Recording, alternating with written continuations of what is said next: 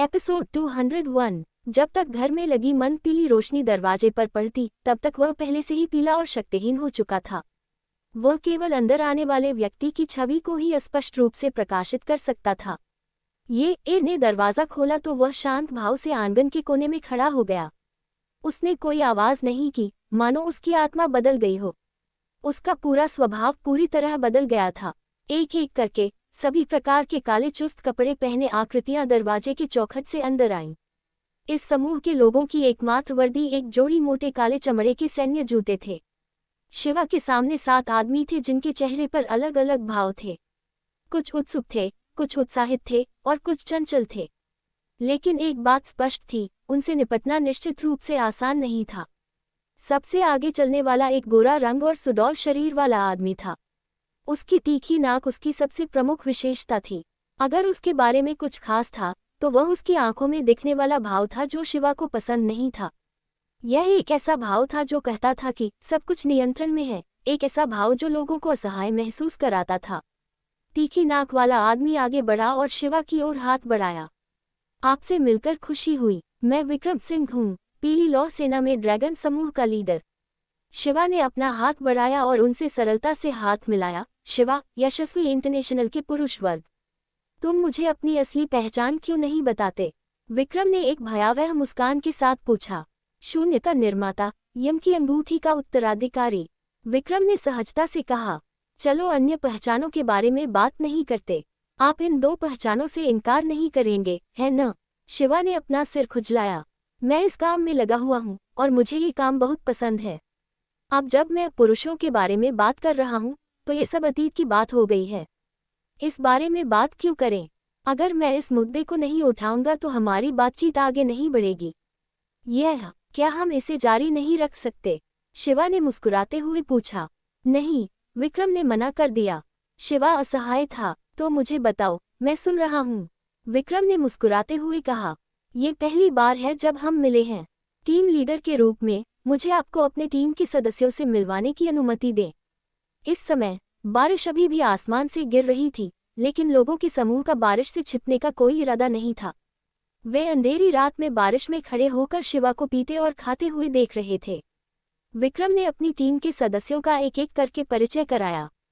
Tsunami में एक मध्यम आयु वर्ग का व्यक्ति था जो सुनहरे फ्रेम वाला चश्मा पहने हुए था और एक ऑफिस कर्मचारी की तरह दिख रहा था। वह डिप्टी टीम लीडर था और मुख्य रूप से विज्ञान और प्रौद्योगिकी रसद का प्रभारी था। तोप, एक पूर्ण दाढ़ी वाला आदमी, एक रणनीतिक हमलावर, आग्नेयास्त्रों और बड़े पैमाने पर मशीनरी संचालन में विशेषज्ञ। बड़ा पैर 30 साल के एक चौकोर चेहरे वाले व्यक्ति थे। वे नज़दीकी लड़ाई, रेयरगार्ड और सहायता में माहिर थे।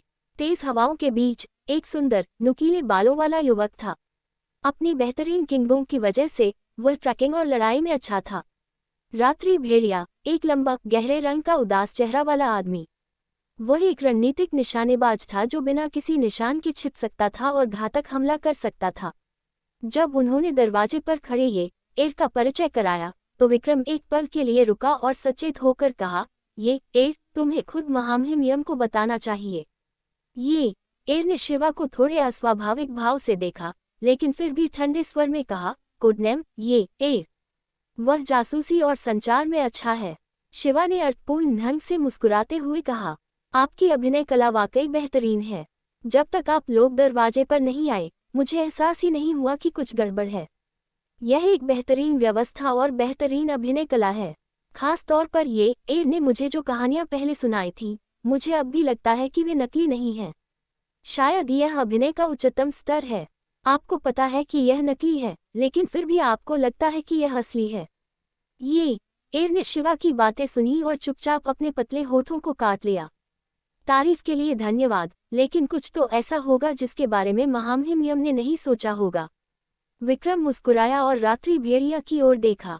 रात्रि भेड़िया ने सिर हिलाया और अपनी आवाज में कहा, क्या तुम्हें अभी भी यह आवाज याद है? शिवा दंग रह गया। रात्रि भेड़िया की आवाज वास्तव में ट्रेन में काला कीचड़ नामक आदमी की आवाज थी। इस खोज ने शिवा को थोड़ा हैरान कर दिया। इस समय रात्रि भेड़िया को केवल एक साधारण नज़र की जरूरत थी, यह जानने के लिए कि वह एक पेशेवर प्रशिक्षित एजेंट था जो लड़ाई की तकनीकों में कुशल था। हालांकि उस समय उसने जो काला कीचड़ देखा वह पूरी तरह से एक बुरा किसान, एक असभ्य पहाड़ी आदमी था। शिवा ने ईमानदारी से ताली बजाई। जहां तक मुझे पता है, पीली लौ सेना ड्रैगन समूह और 8 का समूह में विभाजित है।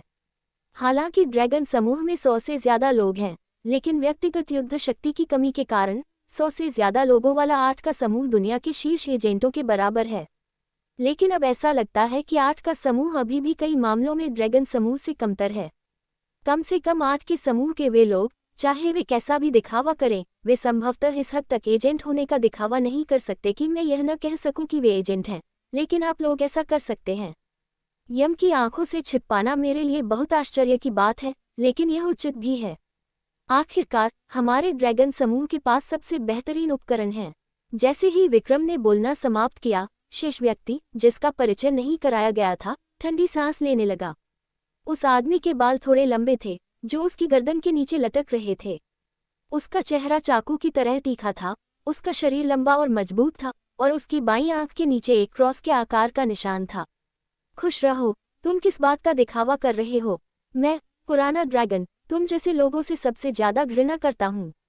विक्रम ने उस आदमी को घूर कर देखा। आकाश ड्रैगन, यह मत भूलो कि मैं इस मिशन का मुख्य कमांडर हूँ। मेरी सीमाओं को चुनौती मत दो। तुम्हें लगता है कि मैं तुम्हारे जैसे मूर्ख से परेशान होना पसंद करूंगा? मैं, पुराना ड्रैगन, इस शिवा से लड़ना चाहता हूँ। कुछ समय पहले धूसर वस्त्र ने कहा था कि वह मुझसे, पुराना ड्रैगन से ज्यादा ताकतवर है, लेकिन मैं आश्वस्त नहीं हूँ। यदि ऐसा न होता तो हम 8 लोगों का समूह आपके ड्रैगन समूह के मिशन में भाग लेने की जहमत भी नहीं उठाते। बोलते हुए आकाश ड्रैगन ने शिवा की तरफ मुस्कुराकर कहा, शिवा, इस मिशन के बाद तुम्हें मुझसे लड़ना होगा, पुराना ड्रैगन। धूसर वस्त्र, वह बूढ़ा आदमी, जोर देकर कहता है कि तुम मुझसे ज्यादा ताकतवर हो। अगर मैं तुम्हें हरा न दूं तो मुझे यकीन नहीं होगा। समय आने पर हम इस बारे में बात करेंगे। शिवा मन ही मन हंसा। तो ये गरजने वाली आवाज वाला लड़का आकाश ड्रैगन था, जो 8 के समूह में से एक था। उसकी याददाश्त में मौजूद जानकारी के अनुसार ये व्यक्ति बचपन से ही शाओलिन का अनुयायी था। उसने बौद्ध आंतरिक शक्ति की साधना की और शाओलिन के रूढ़िवादी ड्रैगन क्लॉ हैंड का भी अभ्यासी था। चालों के मामले में ये कहा जा सकता है कि ये दोषरहित था। जब तक किसी की ताकत उससे दोगुनी से ज्यादा न हो, उसके बौद्ध ड्रैगन क्लॉ हैंड को तोड़ना असंभव था। उन्हें 8 के समूह में सबसे मजबूत व्यक्ति के रूप में भी जाना जाता था। लेकिन उसे उम्मीद नहीं थी कि अर्जुन का पीछा करने वाला बूढ़ा आदमी, जो अनन्या का दादा, धूसर वस्त्र भी था, वास्तव में 8 के समूह में से एक था। तो अर्जुन वास्तव में कौन था? अनन्या उनकी पोती थी। ये कैसी अवधारणा थी? दूसरी तरफ विक्रम के पास आकाश ड्रैगन से निपटने का कोई अच्छा तरीका नहीं था, इसलिए वह उसे अभी अनदेखा ही कर सकता था।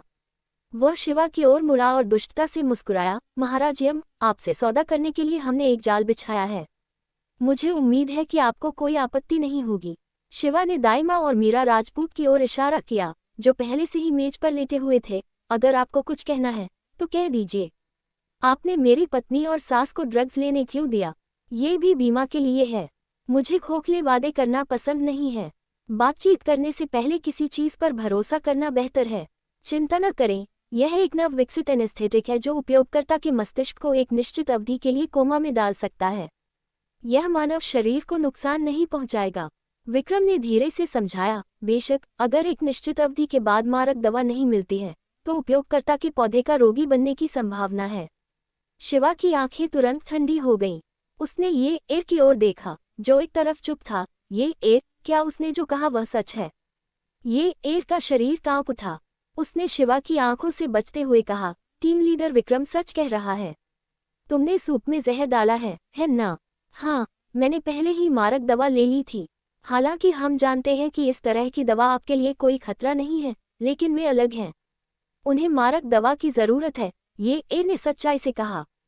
क्योंकि 8 के समूह में से एक, फूलों की बारिश ने शिवा की जहर प्रतिरक्षा को देखा था। पीली लौह सेना को पहले से ही यह जानकारी थी कि शिवा का शरीर जहर से डरता नहीं था। ये एर की बात सुनने के बाद शिवा को कमोबेश समझ आ गया कि क्या हुआ था। ये सब इसलिए हुआ होगा क्योंकि वह और मीरा राजपूत यहाँ वापस आने की योजना बना रहे थे। तब से उसे ड्रैगन टीम के लोगों के इस समूह ने पहले ही फंसा दिया था। ट्रेन में रात्रि भेड़िया के काले कीचड़ के वेश और ये एर के काल्पनिक ये के प्रदर्शन के माध्यम से ये ए ने शिवा और मीरा राजपूत का विश्वास हासिल कर लिया।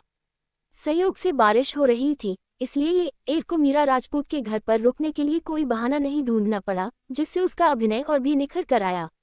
आखिरकार वह ड्रैगन टीम की सदस्य थी, कोई साधारण गुप्तचर नहीं। शिवा की नज़र चाहे कितनी भी अच्छी क्यों न हो, वह ये नहीं बता सकता था कि ये ए, जो पूरी तरह से अभिनय कर रही थी, एक जासूस थी। मशरूम सूप के कटोरे ने उसे शिवा को संदेह किए बिना आसानी से ये ए को नशा देने की अनुमति दी। अन्यथा इतने सालों के बाद शिवा के लगभग सहज अवलोकन कौशल के साथ एक साधारण गुप्त एजेंट इस कदम तक कैसे पहुंच सकता है। भले ही वह दाई माँ को नशा दे सके, लेकिन वह मीरा राजपूत को नशा नहीं दे पाएगा, जो हमेशा शिवा के पक्ष में था। हालांकि वह नहीं जानता था कि ड्रैगन टीम की असली योजना क्या थी, जिस महिला की वह परवाह करता था और उसकी सास का पहले ही ध्यान रखा जा चुका था और मारक को उनके माध्यम से प्राप्त किया जाना था, इसलिए उसे उनके साथ आज्ञाकारी रूप से सहयोग करना पड़ा। बेशक ये सब ड्रैगन टीम की योजना का हिस्सा था। शिवा ने इस स्थिति को बलपूर्वक नष्ट करने की योजना नहीं बनाई थी।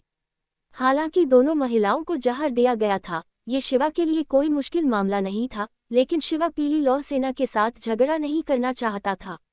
स्थिति को देखते हुए वे उससे कुछ मदद पाने की कोशिश कर रहे होंगे, इसलिए शिवा ने पहले सुनने का फैसला किया। ये देखकर कि शिवा कुछ नहीं बोल रहा था और गहरी सोच में डूबा हुआ था, विक्रम ने सोचा कि शिवा अपनी बुद्धि के अंत पर है। उसका चेहरा और अधिक गर्व से भर गया। आखिरकार वह वही था जिसने योजना बनाई थी। इससे कोई फर्क नहीं पड़ता कि वह यम था या शून्य के पीछे का मास्टरमाइंड। जब वे भारत में वापस लौटे, चाहे वे ड्रैगन हो या कीड़े, क्या उन्हें फिर भी छिपना नहीं पड़ेगा।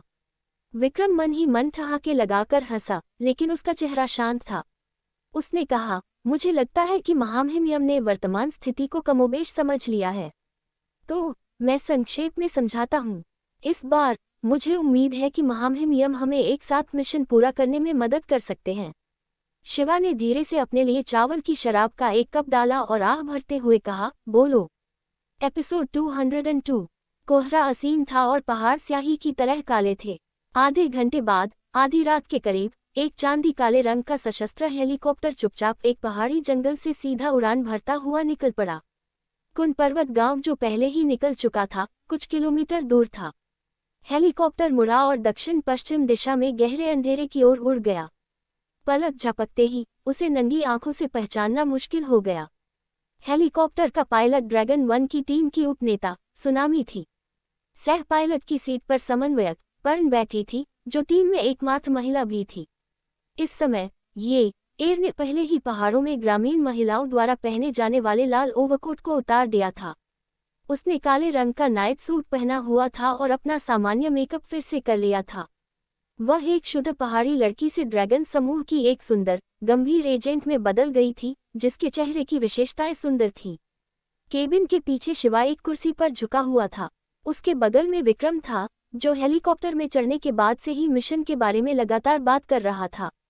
उनके पीछे ड्रैगन टीम के अन्य सदस्य अपनी आंखें बंद करके आराम कर रहे थे। केवल आकाश ड्रैगन के 8 समूह खर्राटे ले रहे थे, जैसे कि उन्हें किसी चीज का डर नहीं था और यहाँ तक कि भगवान भी उनकी नींद में खलल नहीं डालेंगे। विक्रम के स्पष्टीकरणों की श्रृंखला को सुनने के बाद, हालांकि यह बहुत जटिल था और विक्रम ने समय समय पर कुछ सांस्कृतिक ज्ञान भी जोड़ा था ताकि जानबूझकर शिवा को महसूस हो कि वह बहुत सुसंस्कृत था, शिवा को इस बात का एक मोटा अंदाजा था कि ड्रैगन समूह ने उसे अपने जाल में क्यों आमंत्रित किया था।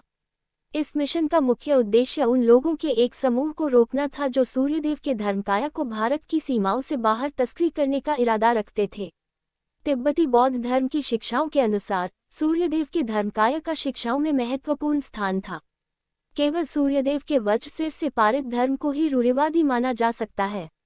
धर्मकाय स्वर्ण प्रतिमा के बिना, जिसके बारे में कहा जाता है कि उसमें प्राचीन काल से अनगिनत जीवित बुद्धों की शक्ति समाहित है, तिब्बत के अनुयायी तिब्बत के शासक की रूढ़िवादी स्थिति की पुष्टि नहीं कर पाएंगे। ऐसे कट्टर धार्मिक क्षेत्र में आस्था के आधार का अभाव पूरे क्षेत्र के बिखर जाने के खतरे के समान होगा। क्षेत्र का महत्व स्वयं स्पष्ट था। हालांकि इस बार स्थिति बहुत ही खास थी। धर्मकाया को चुराने वाला व्यक्ति कोई और नहीं बल्कि धर्मकाया की पूजा करने वाला बौद्ध तांत्रिक बुजुर्ग गुरु दानचंद था। गुरु दानचंद तिब्बत के एक साधारण जीवित बुद्ध नहीं थे, जिन्होंने बौद्ध धर्म की शिक्षाओं का प्रचार किया और बुद्ध की पूजा की। उन्हें तिब्बती गूढ़ बौद्ध धर्म संप्रदाय से कई अजीब मार्शल तकनीकें और तकनीकें विरासत में मिली थी, और वे एक गहन साधना आधार वाले बौद्ध भिक्षु थे। अगर यह सिर्फ गुरु दानचंद था तो ऐसा ही हो। अगर सबसे बुरा हुआ तो मैं उसे घेरने और रोकने के लिए ड्रैगन टीम भेजूंगा। मैं उसे हराने में सक्षम हो जाऊंगा और अपना अवतार वापस ले लूंगा।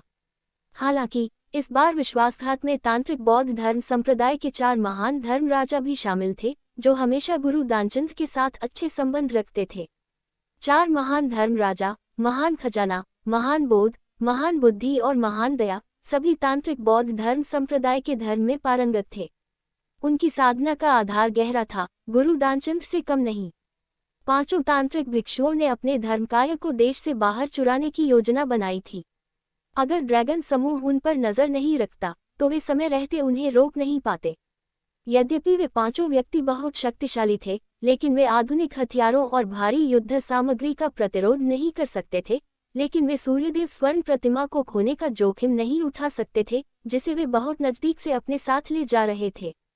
इसके अलावा एक बार जब सेना को तैनात कर दिया गया तो यह एक अंतर्राष्ट्रीय घटना बन सकती थी जिसे सार्वजनिक कर दिया गया। इसलिए स्वर्ण पिंडों को वापस लेने के लिए एक छोटा सा हमला करने के अलावा कोई और रास्ता नहीं था। विक्रम की व्याख्या सुनने के बाद शिवा ने उत्सुकता से पूछा, इन गंजे गधों के पास पूरे दिन करने के लिए कोई बेहतर काम नहीं होता? वे देश से सांस्कृतिक अवशेषों को लूटने के बारे में क्यों सोच रहे हैं? विक्रम ने नाक भान सिकुड़ी। तिब्बत हमेशा से ही भारत के लिए कांटा रहा है। ये विचलित और अनियंत्रित जीवित बुद्ध 1 या 2 दिन में प्रकट नहीं हुए हैं। वे बस यही चाहते हैं कि तिब्बत अलग हो जाए ताकि वे देश पर नियंत्रण कर सकें। इसलिए इसमें कोई आश्चर्य की बात नहीं है कि वे ऐसा कुछ करेंगे। तो अब वे कहाँ हैं? उन्हें दान नदी क्षेत्र में हमारी सेना ने घेर लिया है। वे अस्थायी रूप से एक छोटे बौद्ध मंदिर में रह रहे हैं।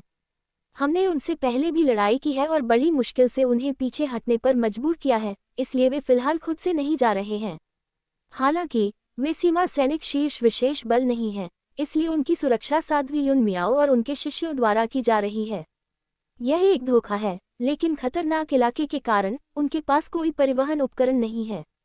वे फिलहाल कोई समस्या नहीं होंगे, लेकिन वे लंबे समय तक टिक नहीं पाएंगे, विक्रम ने कहा। साध्वी युन मियाओ नाम सुनकर शिवा को लगा कि यह कुछ जाना पहचाना लग रहा है। उसने कुछ देर सोचा और पूछा, क्या यह 8 के समूह में सबसे वरिष्ठ साध्वी युन मियाओ है? ये सही है। ऐसा लगता है कि महामहिम यम पीली लौह सेना की स्थिति से अच्छी तरह परिचित हैं। विक्रम गर्व से मुस्कुराया। शिवा ने भौहें सिकुड़ी। साध्वी युन मियाओ को मिलाकर आपके यहाँ कुल 9 लोग हैं। क्या आप उन 5 गंजे गधों से डरते हैं? 5 से अधिक दुश्मन हैं। बड़ा पैर, जिसने अपनी आंखें बंद कर रखी थी, ने अचानक बीच में टोकते हुए कहा। विक्रम ने आगे कहा, महाराज यम, क्या आप जानते हैं कि वे धर्म निकायों को कहाँ ले जाना चाहते हैं? कहाँ? अमेरिका। शिवा को एहसास हुआ और उसने अपना सिर खुजलाया। तुम मुझे यह नहीं बता सकते कि नीला तूफान भी आएगा, है न? मुख्यालय से मुझे जो विश्वसनीय जानकारी मिली है उसके अनुसार अमेरिका के नीला तूफान ने उन्हें लेने के लिए 3 से अधिक विशेष एजेंट पहले ही भेज दिए हैं। फिलहाल उनके हमारे नाके को तोड़ने की कोई खबर नहीं है, लेकिन अगर वे वास्तव में आते हैं तो हम उन्हें समय पर नहीं खोज पाएंगे। महामहिम यम को ये पता होना चाहिए कि तकनीकी कौशल के मामले में नीला तूफान दुनिया में निर्विवाद रूप से नंबर 1 है। जब समय आएगा, नीला तूफान के विशेष एजेंटों की ताकत के अनुसार भले ही हमारी कोर टीम में 9 लोग हों, पर्न और सुनामी गैर लड़ाकू हैं। हमारे जीतने की संभावना बहुत कम है। विक्रम का स्वर असामान्य रूप से गंभीर था। क्या आपकी ड्रैगन टीम में 100 से अधिक लोग नहीं हैं? आप और लोगों को क्यों नहीं बुलाते? शिवा ने मुस्कुराते हुए पूछा। आप क्या जानते हैं? बड़ी दाढ़ी तोप चिल्लाया। हमारी ड्रैगन टीम में केवल 100 लोग हैं। हमें देश के लाखों वर्ग किलोमीटर की सुरक्षा को ध्यान में रखना है, और हम उन लोगों को भी शामिल नहीं करते जो विदेश में तैनात हैं। हम इतने सारे लोगों को एक साथ कैसे जुटा सकते हैं? काले चेहरे वाले रात्रि भेड़िया ने धीमी आवाज में कहा, तो यम के मंडप के प्रति कुछ सम्मान दिखाओ। मेरे गधे का सम्मान करो। क्या वह सिर्फ एक कूड़ा कचरा नहीं है जिसे हमने ठगा है? मुझे सच में समझ नहीं आता कि संगठन को इस आदमी की मदद की क्या जरूरत है। बेहतर होगा कि विशेष बलों की टीम बुलाई जाए। कम से कम वे कुछ कवच भेदी गोलियां तो चला सकते हैं। तोप ने तिरस्कार में कहा, तोप, तुम्हारा दिमाग ही उड़ा दिया गया है। नीला तूफान अपनी क्षमता के लिए प्रसिद्ध है, जिसे उच्च तकनीक वाली मारक क्षमता के साथ जोड़ा गया है। तुम विशेष बलों को आग्नेयास्त्रों के साथ खेलने के लिए भेज रहे हो। क्या तुम उन्हें सिर्फ नाश्ता नहीं दे रहे हो? तेज हवा ने मुस्कुराते हुए कहा। वे बस कुटिल लोगों का एक समूह हैं। क्या उन्हें लगता है कि उन्हें सिर्फ इसलिए क्षमता उपयोगकर्ता कहा जा सकता है क्योंकि वे किसी ऐसी चीज में बदल जाते हैं जो न तो इंसान है और न ही भूत? वे सिर्फ आनुवंशिक रूप से संशोधित नकली जीव हैं। डरने की क्या बात है? जब शूटिंग की बात आती है तो मैं तो किसी से नहीं डरता। ड्रैगन टीम के सदस्यों के समूह ने इस बात पर बहस शुरू कर दी कि कौन मजबूत है और कौन कमजोर। शिवा को यह उबाऊ लगा और उसने विक्रम से पूछा, लीडर विक्रम, आपने मुझे नीला तूफान से निपटने में मदद करने के लिए यहाँ लाने की इतनी कोशिश की। योजना के बारे में बात करते हुए विक्रम का चेहरा चमक उठा। मुझे उम्मीद है कि महामहिम मुझे बहुत ज्यादा दोष नहीं देंगे। मेरे पास कोई विकल्प नहीं था। संगठन में आवेदन करने के बाद मैंने कई योजनाएं बनाई। जब ये सब खत्म हो जाएगा तो आप मुझे मारक दवा देंगे, है ना? मेरी पत्नी और सास घर पर बिस्तर पर लेटी हैं। मुझे डर है कि अगर यह ज्यादा देर तक चलता रहा तो मुझे सर्दी लग जाएगी। शिवा ने उदास होकर कहा। जाने से पहले शिवा ने मीरा राजपूत और दाई माँ को ऊपर ले गया। उसने उन्हें बिस्तर में ठूंस दिया और ड्रैगन टीम के साथ जाने से पहले सभी दरवाजे बंद कर दिए। विक्रम ने सिर हिलाया। बेशक, एक बार यह खत्म हो जाए तो मैं निश्चित रूप से आपके महामहिम के परिवार के लिए कोई परेशानी नहीं लाऊंगा। 2 घंटे से अधिक समय तक उड़ान भरने के बाद हेलीकॉप्टर अंततः नदी के किनारे एक चट्टानी घाटी में उतरा। यहाँ 4 गहरे हरे रंग के सैन्य टेंट लगाए गए थे। 10 से ज्यादा पूरी तरह से हथियारबंद सैनिक हाथों में बंदूकें लिए खड़े थे और सतर्कता से चारों ओर देख रहे थे। शिवा ड्रैगन टीम के साथ हेलीकॉप्टर से बाहर आया और सबसे बड़े सैन्य तंबू में चला गया। अंदर का तापमान थोड़ा गर्म था और अस्थायी सफेद रोशनी ने सुबह के अंधेरे को दूर कर दिया। जैसे ही वे शिविर में दाखिल हुए, उन्होंने देखा कि उनके सामने जमीन पर 2 फ्यूटन रखे हुए थे। फ्यूटन पर ताओवादी साध्वी के वेश में 2 महिलाएं बैठी थीं। उनके सामने बैठी साध्वी 40 की उम्र की लग रही थी। उसकी आंखों के कोनों पर हल्के हल्के कौवे के पैर थे, लेकिन उसकी खूबसूरती में अभी भी कोई कमी नहीं आई थी। उसका चेहरा खूबसूरत था, दूर के पहाड़ों की तरह। उसके होंठ लाल थे और चेहरा सफेद था। उसकी शांत और संयमित मुद्रा शास्त्रीय प्राच्य सौंदर्य के आकर्षण से भरी हुई थी। उसके बगल में एक महिला साध्वी भी थी जिसके हाथ ऊपर की ओर थे। उसकी उंगलियां ऑर्किड की तरह थीं। उसने साध्वी की टोपी पहनी हुई थी और उसका चेहरा वसंत की तरह ठंडा था। उसके बालों की नोक बर्फ की तरह थी और कमल के तालाब में सफेद कमल एक ठंडे तालाब की तरह साफ था। वह बूढ़ी साध्वी की कम उम्र की तरह लग रही थी।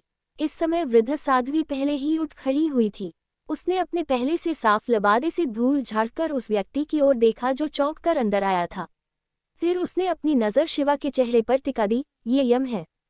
युवा साध्वी ने अपने ताओवादी वस्त्र को थपथपाया और खड़ी हो गई। वह 20 साल की लग रही थी और नई चीजों के बारे में काफी उत्सुक थी। ये देखकर कि उसका गुरु उससे इतनी गंभीरता से पूछ रहा था, उसने शिवा की ओर भी देखा। शिवा मन ही मन प्रभावित हुआ। ये युवा साध्वी और बूढ़ी साध्वी किस तरह के परिवार से हैं? एक अधेड़ उम्र की महिला थी और दूसरी युवा और सुंदर थी। उन दोनों के चेहरे की विशेषताएं सुंदर थीं और उनके ताओवादी वस्त्र उनके सुंदर व्यक्तित्व को और निखार रहे थे। अपराध करने का मन कर रहा था। बूढ़ी साध्वी ने देखा कि शिवा बिना कोई जवाब दिए बस उन दोनों को घूर रहा था। उसकी आंखों में गुस्से की झलक दिखाई दी। यम, तुम क्या देख रहे हो? आह, शिवा ने सूखी हंसी में कहा, ये तो साध्वी युन मियाओ ही होंगी। मैं तुम्हें और इस युवा मास्टर को देख रहा हूँ। मैं और मेरे शिष्य, वहाँ देखने लायक क्या है? साध्वी युन मियाओ ने अप्रसन्नता से पूछा। विक्रम और ड्रैगन समूह के अन्य सदस्य घबराए हुए थे। वे जानते थे कि साध्वी युन मियाओ का स्वभाव बहुत खराब था और आकाश ड्रैगन बगल में हंस रहा था। दूसरी तरफ शिवा बहुत संकोची नहीं था। उसने मजाक में कहा, साध्वी युन मियाओ वास्तव में अपना बहुत ख्याल रखती है। आप आमतौर पर किस तरह के सौंदर्य प्रसाधनों का उपयोग करती हैं? मेरा परिचय करवाओ या मुझे कोई गुप्त सूत्र बताइए।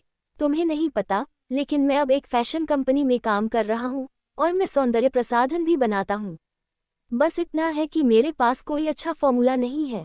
साध्वी युन मियाओ को देखकर मुझे यकीन है कि तुम अपना ख्याल अच्छे से रखती हो। क्यों न हम साथ मिलकर काम करें और कोई नया उत्पाद पेश करें, फिर हम मुनाफा बांट सकते हैं। शिवा बस कुछ शब्द कह रहा था, लेकिन साध्वी युन मियाओ ने स्पष्ट रूप से सोचा कि शिवा उसे चिढ़ा रहा था। साध्वी युन मियाओ ने अपनी तलवार निकाली और वह शरद ऋतु के पानी की तरह ठंडी चमक रही थी। लच्छ, हमारी मुलाकात होते ही इतनी बेबाकी से बोलने की तुम्हारी हिम्मत कैसे हुई? लगता है कि व्यापार पर बात करने से पहले मुझे तुम्हें सबक सिखाना पड़ेगा। स्पष्ट चिल्लाहट के साथ साध्वी युन मियाओ ने वास्तव में अपनी तलवार उठाई और शिवा पर वार किया। एपिसोड 203। महात्मा, कृपया शांत हो जाओ। ये देखकर कि साध्वी युन मियाओ इतनी गुस्सैल थी कि वह मिलते ही हमला कर देती थी, ड्रैगन समूह के सदस्य घबरा गए। विक्रम सिंह ने आवाज लगाई, लेकिन साध्वी युन मियाओ ने उसे बिल्कुल भी नहीं सुना। तलवार की रोशनी की एक किरण शिवा के गले की ओर बढ़ी। यह मुझे मार डालेगा, शिवा अपने दिल में फूट फूट कर हंसा। उसने उम्मीद नहीं की थी कि भिक्षुनी इतनी उत्तेजित होगी। हालांकि वह इस तरह के आक्रामक हमले के सामने घबराया नहीं। इसके बजाय वह एक तरफ हट गया और सभी को आश्चर्यचकित करते हुए वह साध्वी युन मियाओ के पीछे दिखाई दिया। साध्वी युन मियाओ की तलवार चूक गई। वह तुरंत पलटी तो देखा कि शिवा उनकी प्रिय शिष्या के पास खड़ा था। वह छोटी साध्वी थी जिसका चेहरा जैद की तरह ठंडा था। छोटी साध्वी की आंखें खुली हुई थीं, डर से भरी हुई। शिवा की ओर हैरानी से देखने पर उसका खूबसूरत चेहरा लाल हो गया।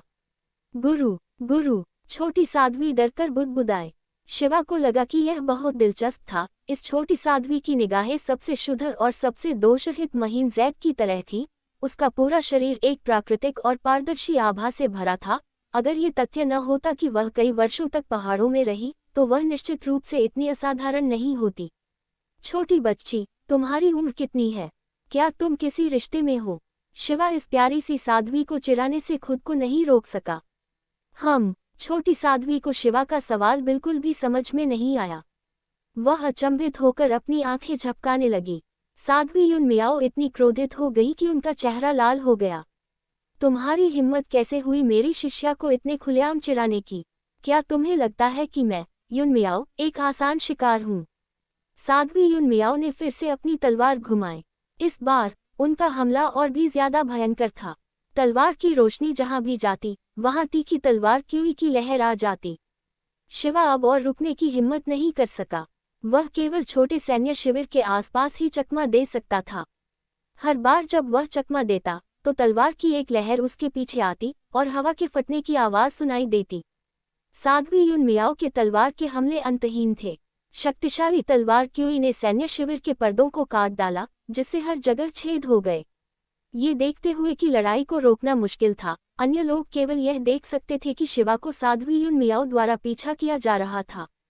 एक पल में सैन्य शिविर में अराजकता फैल गई। दूसरी ओर छोटी साध्वी ने अपनी गुरु को उस अजीब आदमी का पीछा करते हुए देखा। वह उस आदमी के लिए थोड़ी चिंतित थी। जब वह क्रोधित होती थी तो उनकी गुरु डरावनी लगती थी। लंपट, क्या तुम केवल दौड़ना ही जानते हो? साध्वी युन मियाओ ने पीला चेहरा बनाते हुए पूछा, जब उन्हें एहसास हुआ कि वह शिवा पर दर्जनों बार चाकू से वार करने के बाद उसके कपड़ों के कोने को भी नहीं छू सकती। शिवा रुक गया और हंसते हुए बोला, आप वास्तव में शूशन तलवार संप्रदाय की कुछ उत्तराधिकारियों में से एक हैं। आपकी तलवारबाजी वास्तव में शानदार है। मैं इसका सामना करने की हिम्मत नहीं कर सकता। मेरे लिए भाग जाना ही बेहतर है। अगर तुम हिम्मत भी करोगे तो भी तुम इसे नहीं झेल पाओगे। साध्वी युन मियाओ ने अपने चेहरे पर गर्व के भाव के साथ तलवार म्यान में रख ली। आप वास्तव में जानते हैं कि मेरी तलवारबाजी शूशन से आई है। आपकी नज़र अच्छी है। मैं अभी आपसे बहस नहीं करूंगी। ये सब खत्म होने के बाद मैं आपसे हिसाब बराबर करूंगी। ड्रैगन समूह के लोगों ने राहत की सांस ली। हालांकि साध्वी युन मियाओ 8 के समूह में से एक थी, लेकिन वह पीली लौह सेना की सबसे वरिष्ठ सीनियर्स में से एक थी। उन्होंने उसे अपमानित करने की हिम्मत नहीं की। आपकी उदारता के लिए धन्यवाद साध्वी। पहले व्यापार की बात करते हैं, विक्रम ने कड़वी मुस्कान के साथ कहा। साध्वी युन मियाओ ने सिर हिलाया। उन्होंने उस छोटी साध्वी की ओर हाथ हिलाया जो वहां मूर्ख की तरह खड़ी थी। अनन्या, गुरु के पास आओ। उस लंपट को पास मत आने दो। तो तुम्हारा नाम अनन्या है? शिवा अनन्या के पास गया और मुस्कुराते हुए पूछा। छोटी साध्वी अनन्या ने डरकर उसकी ओर देखा। वह आज्ञाकारी बिल्ली के बच्चे की तरह भागकर साध्वी युन मियाओ के पीछे छिप गई। शिवा का चेहरा अफसोस से भरा हुआ था। सच कहूं तो ये पहली बार था जब उसने एक साध्वी को देखा जो भिक्षुनी बन गई थी। तो ये थी अनन्या की साध्वी। साध्वी के लिए अपनी कल्पना को खुला छोड़ना सबसे आसान था। यही कारण था कि वह इतनी दिलचस्पी रखता था। भले ही वे दो ताओवादी भिक्षुणियां थीं जो शुद्ध नहीं थी, वे बहुत आकर्षक थीं। हालांकि बड़ी वाली उसे पीटना चाहती थी और छोटी वाली उससे डरती थी। क्या हो रहा था? छोटी गुरु अनन्या साध्वी युन मियाओ की अंतिम शिष्या है। महाराज यम, कृपया बहुत ज्यादा अहंकारी मत बनिए, विक्रम ने सलाह दी। शिवा ने हाथ हिलाया। मुझे पता है, मुझे पता है।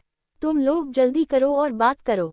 भोर होने वाली है। एक बार सूरज उगने के बाद वे गंजे गधे निश्चित रूप से भाग जाएंगे। साध्वी युन मियाओ ने अपनी भौहें सिकोड़ लीं। क्या गंजे गधे? भले ही गुरु दानचंद्र और 4 तांत्रिक संप्रदायों के धर्म राजा ने विद्रोह कर दिया हो, फिर भी वे तिब्बती बौद्ध धर्म के पुनर्जन्म हैं। आप जैसा लंपट जो केवल भागना जानता है, उन्हें ऐसा कैसे कह सकता है? शिवा ने अजीब तरह से मुस्कुराया और अपना मुंह बंद कर लिया। उसकी कामुक निगाहों ने इस बूढ़ी साध्वी को काफी गुस्सा दिलाया था। उसके लिए चुप रहना ही बेहतर था। दूसरी ओर छोटी साध्वी अनन्या ने शिवा को देखा। उसकी मणि जैसी आंखें संदेह से भरी थीं, जैसे उसने पहले कभी उसके जैसा कोई नहीं देखा था। ये देखकर कि स्थिति स्थिर हो गई है, विक्रम ने आगामी हमले के बारे में विस्तार से बताना शुरू किया। उन्होंने स्पेक्ट्रोमीटर चालू किया और तंबू के पर्दों पर एक प्रक्षेपित नक्शा दिखाई दिया। इस पर दान नदी क्षेत्र का विशिष्ट भूभाग अंकित था। विक्रम ने नक्शे की ओर इशारा करते हुए बताया, हम इस समय घाटी के ऊपर हैं। इसके नीचे एक छोटा जलोढ़ मैदान है। कुंडलित ड्रैगन प्राचीन मंदिर इस छोटे मैदान के दक्षिण में है।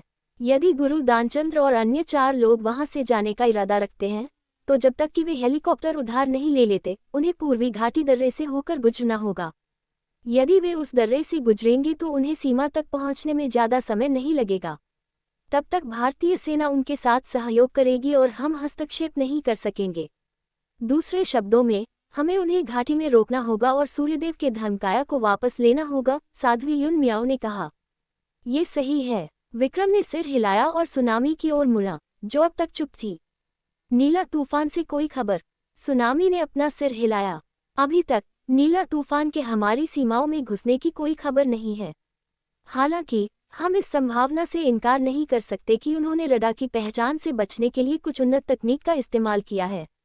पर्ल ने कहा, हमारे रडार के लिए उन्हें पकड़ पाना लगभग असंभव है, जब तक कि वे जानबूझकर अपना ठिकाना उजागर न कर दें। हम मेरी गांड का पता लगा लिया। यह अच्छा है कि वे यहाँ हैं। मेरे हाथों में कुछ समय से खुजली हो रही है, आकाश ड्रैगन ने तिरस्कारपूर्वक कहा। आकाश ड्रैगन से किसी को कोई परेशानी नहीं थी। विक्रम ने आगे कहा, चाहे वे आ गए हों या नहीं, अगर वे कुंडलित ड्रैगन मंदिर में प्रवेश करना चाहते हैं, तो उन्हें घाटी से गुजरना होगा या हेलीकॉप्टर का इस्तेमाल करना होगा। इसलिए हमें बस खुद का बचाव करना है और उन्हें चौंका नहीं देना है। सभी ने सहमति में सिर हिलाया। अगर रास्ता तय हो जाता तो उनसे निपटना आसान हो जाता। शिवा किनारे पर खड़ा होकर उनकी मीटिंग सुन रहा था। उसने हाथ उठाकर पूछा, लीडर विक्रम, क्या आपको यकीन है कि नीला तूफान से सिर्फ 3 लोग ही आए थे? मुझे मुख्यालय से खबर मिली है कि वहां 3 लोग हैं, विक्रम ने स्पष्ट रूप से कहा। क्या आपको यकीन है कि वे अभी तक मंदिर तक नहीं पहुंचे हैं? शिवा ने फिर पूछा। विक्रम ने भौहें सिकुड़ी। महाराज यम, कृपया मेरी जानकारी की सत्यता पर संदेह न करें। मैंने सीधे मुख्यालय से संपर्क किया और सटीक जानकारी प्राप्त की।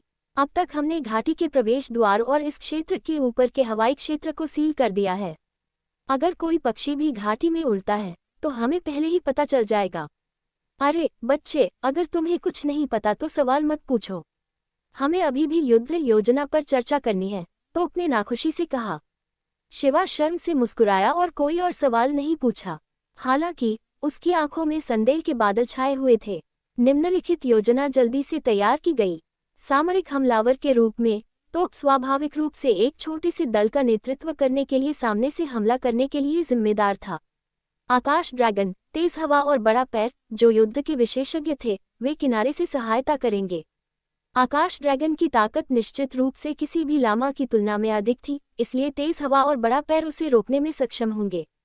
सामरिक स्नाइपर के रूप में रात्रि भेड़िया घाटी के ठीक ऊपर होगा और दबाव डाल सकता था। अगर कोई अच्छा मौका होता तो वह एक पल में दुश्मन को भी खत्म कर सकता था। साध्वी युन मियाओ, पर्ल और सुनामी घाटी के प्रवेश द्वार को बंद करने के प्रभारी थे। विक्रम समग्र स्थिति के प्रभारी होंगे। जब अंततः शिवा की बारी आई तो विक्रम ने सीधे कहा, यदि नीला तूफान के लोग गुरु दानचंद्र के समूह का समर्थन करने के लिए समय पर पहुंचते हैं तो हमें उन्हें नियंत्रित करने के लिए महाराज यम पर निर्भर रहना होगा। आखिरकार शून्य के निर्माता के रूप में महाराज यम को कुछ विदेशी गुप्त संगठनों से लड़ने में सबसे अधिक अनुभव होना चाहिए। उसका मतलब ये था कि शिवा नीला तूफान के सभी लोगों का प्रभारी होगा। वह एक काया है जो सिर्फ भागना जानता है। मुझे लगता है कि तुमने गलत व्यक्ति को आमंत्रित किया है, विक्रम। साध्वी युन मियाओ ने तिरस्कार से कहा। हे, लेकिन वह बहुत तेज दौड़ता है। आकाश ड्रैगन ने शिवा को उत्तेजक नजरों से देखा। जब ये खत्म हो जाए तो चलो एक राउंड खेलते हैं। अगर तुम दौड़ना चाहते हो तो कोई बात नहीं, मेरा किंगडम भी बुरा नहीं है। शिवा ने कड़वाहट से भौहें सिकुड़ी। क्या मैं अपनी स्थिति नहीं बदल सकता? दरअसल मैं शूटिंग में बहुत अच्छा हूँ। तुम मुझे रात्रि भेड़िया के साथ पोजीशन बदलने क्यों नहीं देते? मैं लेट जाऊंगा और निशाना साधूंगा। नहीं, मैं सबसे अच्छा सामरिक निशानेबाज हूँ, रात्रि भेड़िया ने भावशून्यता से अस्वीकार कर दिया। कुछ क्षेत्रों में सफल लोगों में अक्सर अपने पेशे के प्रति दृढ़, यहाँ तक कि व्यामोहपूर्ण आत्मविश्वास होता था। सक्षम लोग अधिक काम करते हैं। मुझे तुम्हें परेशान करना होगा, यम, विक्रम ने निष्कर्ष निकाला जैसे कि जीत पहले से ही उसकी मुट्ठी में थी। चूंकि अभी भी दिन निकलने में कुछ समय था, इसलिए उनमें से कुछ लोग युद्ध की तैयारी करने में जल्दी में थे। सभी तरह के हथियारों और उपकरणों की जांच करनी थी, इसलिए वे अलग अलग होकर अपना अपना काम करने लगे। शिवा बड़े तंबू में अकेला बैठा था और छोटी साध्वी अनन्या को घूर रहा था जो साध्वी युन मियाओ के पीछे ध्यान कर रही थी। इस उबाऊ जगह में केवल ये छोटी साध्वी ही उसे जीवित महसूस करा सकती थी। दूसरी ओर अनन्या समय समय पर शर्मा जाती थी। उसे धीरे धीरे समझ में आ गया कि उनकी गुरु इस बुरे आदमी को मारने के लिए अपनी तलवार का इस्तेमाल क्यों करना चाहती थी। इस समय ये एर जो गर्म पानी का प्याला लेकर तंबू में जा रही थी ने ये दृश्य देखा। उसके होंठ मुस्कुराहट में बदल गए। थोड़ी देर की हिचकिचाहट के बाद उसने गर्म पानी का प्याला शिवा को दे दिया। महाराज यम, थोड़ा पानी पी लीजिए। आह, शुक्रिया। शिवा ने इसे सहजता से लिया। जैसे ही वह पानी पीने वाला था उसने मुस्कुराते हुए पूछा, पानी में कोई जहर तो नहीं है न? ये एर हैरान रह गई। उसने मुंह बनाते हुए कहा, चिंता मत करो, इसमें कोई जहर नहीं है। वैसे भी ये तुम्हारे लिए बेकार है न? हे, यह जहर बिल्कुल सब्जियों पर इस्तेमाल होने वाले कीटनाशक की तरह है। आम लोगों के लिए सब्जियां खाना ठीक है, लेकिन मेरे लिए जहर वाली सब्जियां खाना ठीक है। लेकिन कोई बात नहीं, कीटनाशक वाली सब्जियां खाना शरीर के लिए अच्छा नहीं है। कम खाना बेहतर है, शिवा ने गर्म पानी पीने से पहले कहा। ये एर ने अपना निचला होंठ काटा। तुम्हें अपने दिल में मुझसे नफरत करनी चाहिए। मैं पहले भी मना करना चाहती थी। आखिरकार नागरिकों को चोट पहुंचाना हमारी शैली नहीं है, लेकिन लीडर विक्रम की योजना बहुत अच्छी है। अगर मैं सहयोग नहीं करती तो मैं अन्य सदस्यों को निराश कर दूंगी। मैं तुमसे नफरत नहीं करता, मुझे बस विक्रम पसंद नहीं है। उसके शब्द बहुत परेशान करने वाले हैं। शिवा ने अपने होंठों को सिकोड़ लिया। ये एर ने अपने होंठ सिकुड़े और मुस्कुराए। लीडर को अभी अभी नियुक्त किया गया है। हमेशा कुछ ऐसी चीजें होती हैं जिनमें वह गलती करने से डरता है। बहुत ज्यादा बात करना सामान्य बात है। महाराज यम, अब आप आराम कर सकते हैं। मैं काम पर जा रही हूँ। ये एर के तंबू से बाहर जाने का इंतजार किए बिना शिवा ने कहा, आप मुझे भाई शिवा कह सकते हैं। मुझे वास्तव में आपसे महाराज कहलाने की आदत नहीं है। ये एर वहीं रुक गई। उसकी आंखें आश्चर्य से भर गईं। वह मुड़ी और शिवा को प्रणाम किया। हाँ भाई शिवा। ये एर को खुशी खुशी तंबू से बाहर भागते हुए देखकर शिवा को थोड़ा बेहतर महसूस हुआ। वास्तव में वह ये एर के दिल में दर्द देख सकता था। वह अभी भी बहुत छोटी थी। यहाँ तक कि एक शीर्ष स्तरीय एजेंट जिसने पेशेवर प्रशिक्षण प्राप्त किया हो, वह भी ऐसा काम आसानी से नहीं कर पाएगा। साध्वी युन मियाओ, जो अपनी आंखें बंद करके फ्यूटन पर बैठी थी, ने अचानक अपनी आंखें खोली और व्यंग्यात्मक लहजे में कहा, छोटी लड़कियों को बहकाने के अलावा तुम और क्या कर सकती हो? जाहिर है उन्होंने सोचा कि शिवा ये एर को फंसाने की कोशिश कर रहा था। शिवा को समझ में नहीं आया कि यह साध्वी हमेशा उसके खिलाफ क्यों जाती थी। उसने अपनी आंखें घुमाईं। मैं तुम्हारी तरह बूढ़ी लड़कियों को बहका सकता हूँ, साध्वी। एपिसोड 204। शिवा के शब्द कैरोसिन में गिरती चिंगारी के समान थे, जिसने साध्वी युन मियाओ के क्रोध को भड़का दिया जो अभी तक पूरी तरह से शांत नहीं हुआ था। मैं देखती हूँ कि जब तक तुम अपना ताबूत नहीं देख लोगे तुम हार नहीं मानोगे। साध्वी युन मियाओ ने अपने दांत पीस लिए और अपनी तलवार फिर से खींच ली और शिवा पर झपटने के लिए तैयार हो गईं। लेकिन इससे पहले कि साध्वी युन मियाओ उस पर झपटती, अनन्या, जो उनके पीछे खड़ी थी, ने उनके लिबादे के किनारे को खींचा और विनम्रतापूर्वक कहा, गुरु, ऐसे मत बनो। चलो उसे अनदेखा करें और पहले मिशन पूरा करें। साध्वी युन मियाओ का गुस्सा एक पल में ही शांत हो गया। वह शांत हो गई और अपनी तलवार रख ली और अनन्या के चिकने चेहरे को सहलाते हुए मुस्कुराने लगी। ठीक है, मैं तुम्हारी बात मानूंगी। चलो दूसरे तंबू में चलते हैं।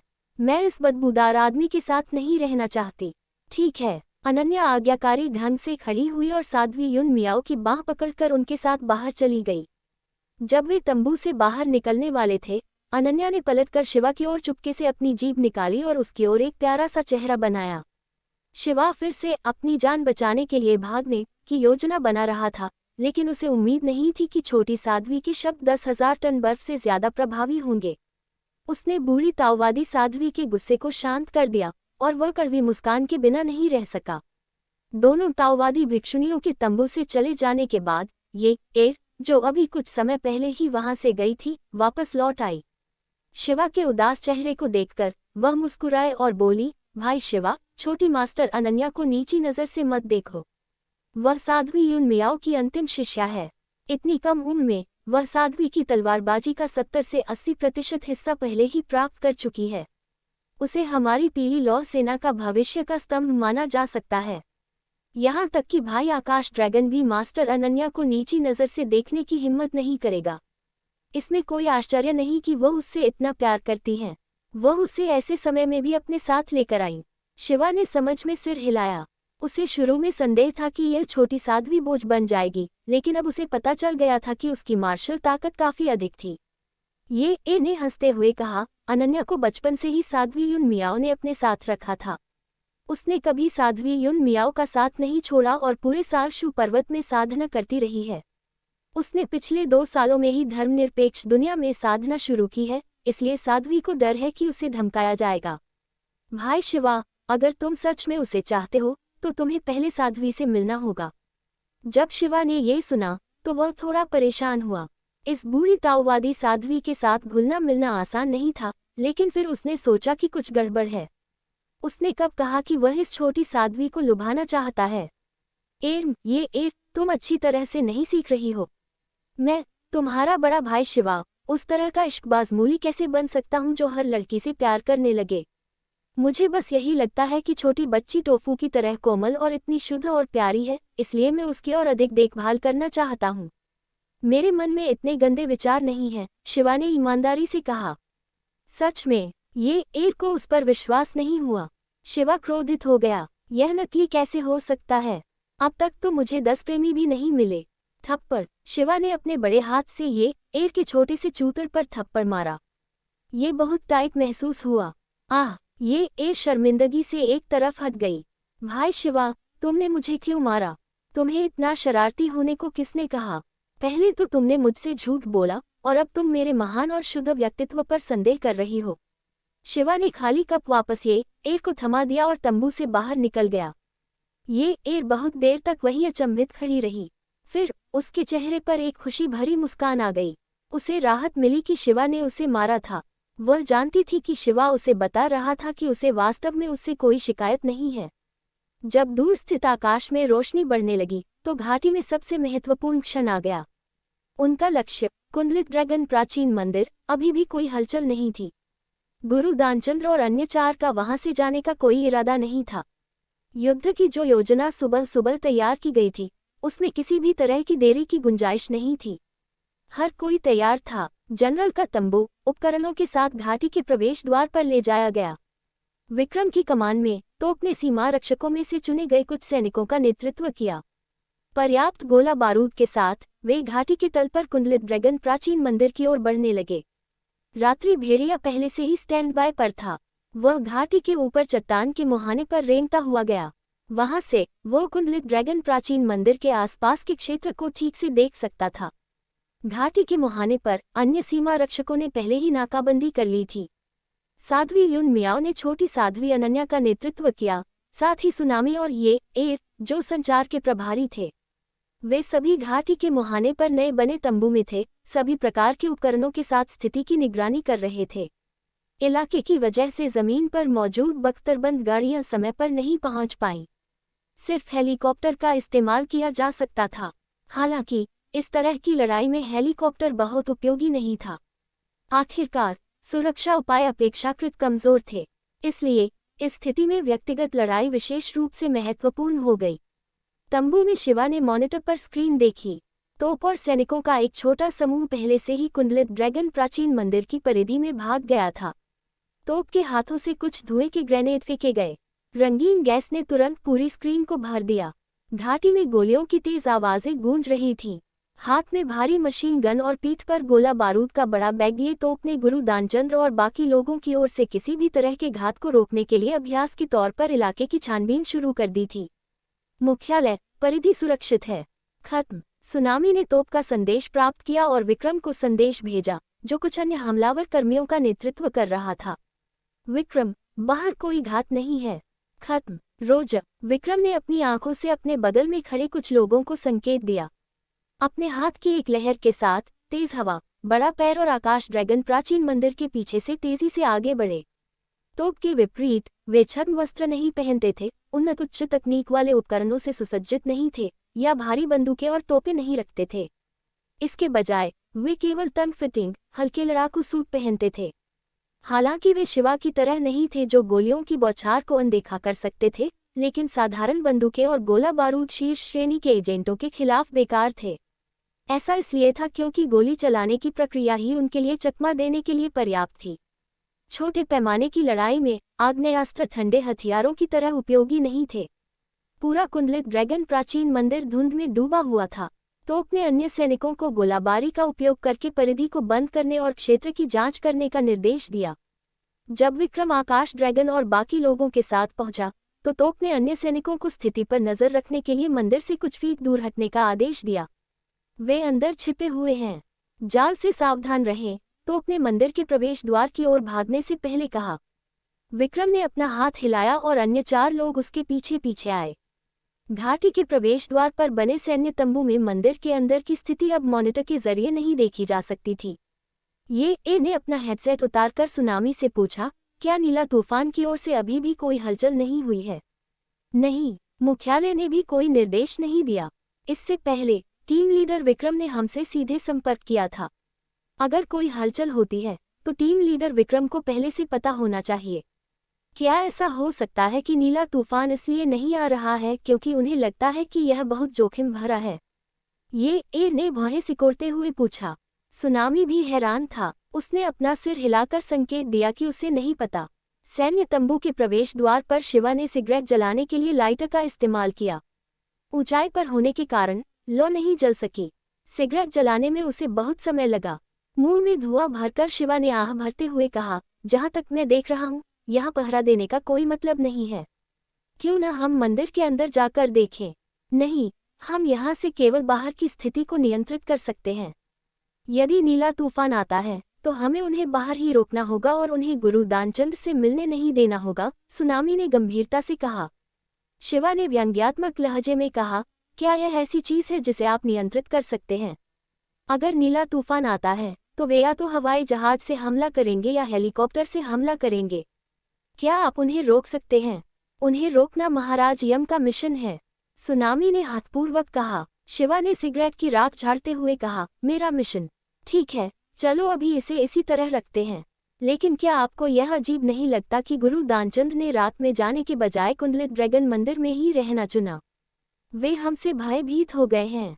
वे लापरवाही से आगे बढ़ने की हिम्मत नहीं कर सकते और केवल सुदृढ़ीकरण का इंतजार कर सकते हैं, साध्वी युन म्याओ ने अचानक कहा। ये तो आपका अपना अनुमान है, शिवा ने असहायता से मुस्कुराते हुए कहा।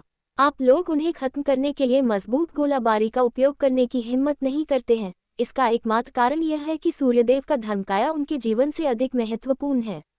उन्हें भी यह बात पता होनी चाहिए। अगर मैं होता तो मैं धर्मकाया का सहारा लेकर रात में भाग जाता, क्योंकि मैं पहले से ही सीमा के बहुत करीब हूँ। अगर तुम लोगों में मुझे रोकने की क्षमता भी हो तो भी तुम इतनी आसानी से ऐसा करने की हिम्मत नहीं करोगे। यह मंदिर में छिपकर तुम लोगों द्वारा उन्हें पकड़ने का इंतजार करने से कहीं अधिक उपयोगी है। साध्वी युन मियाओ ने कहा, बकवास। जब तक वे मंदिर से बाहर निकलते रहेंगे, स्नाइपर्स के पास उन्हें किसी भी समय मारने का मौका रहेगा। चूंकि उन्होंने नीला तूफान से संपर्क किया है, इसलिए वे स्वाभाविक रूप से सोचेंगे कि नीला तूफान का इंतजार करना सुरक्षित है। महात्मा, शिवा को समझ नहीं आया कि हंसे या रोए। हो सकता है कि आपने युद्ध न लड़ा हो या बंदूक न चलाए हो, इसलिए आप नहीं जानते कि स्नाइपर कैसे काम करता है। एक स्नाइपर का लक्ष्य निर्धारण कई कारकों पर निर्भर करता है। घाटी के ऊपर से नीचे तक दूरी और ऊंचाई में अंतर का उल्लेख नहीं करने के लिए मौसम, हवा की गति, हवा की दिशा, प्रकाश और अन्य तात्कालिक डेटा पर विचार करने के अलावा स्नाइपर को दूसरे पक्ष के सहयोग की भी आवश्यकता होती है और एक निश्चित प्रक्षेपवक्र के अनुसार आगे बढ़ना होता है।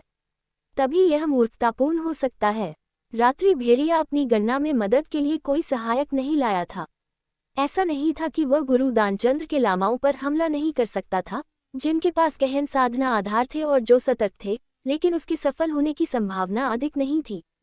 इसके अलावा रात्रि भेड़िया को सूर्यदेव के धर्मकाया को नुकसान न पहुंचाने के लिए सावधान रहना होगा।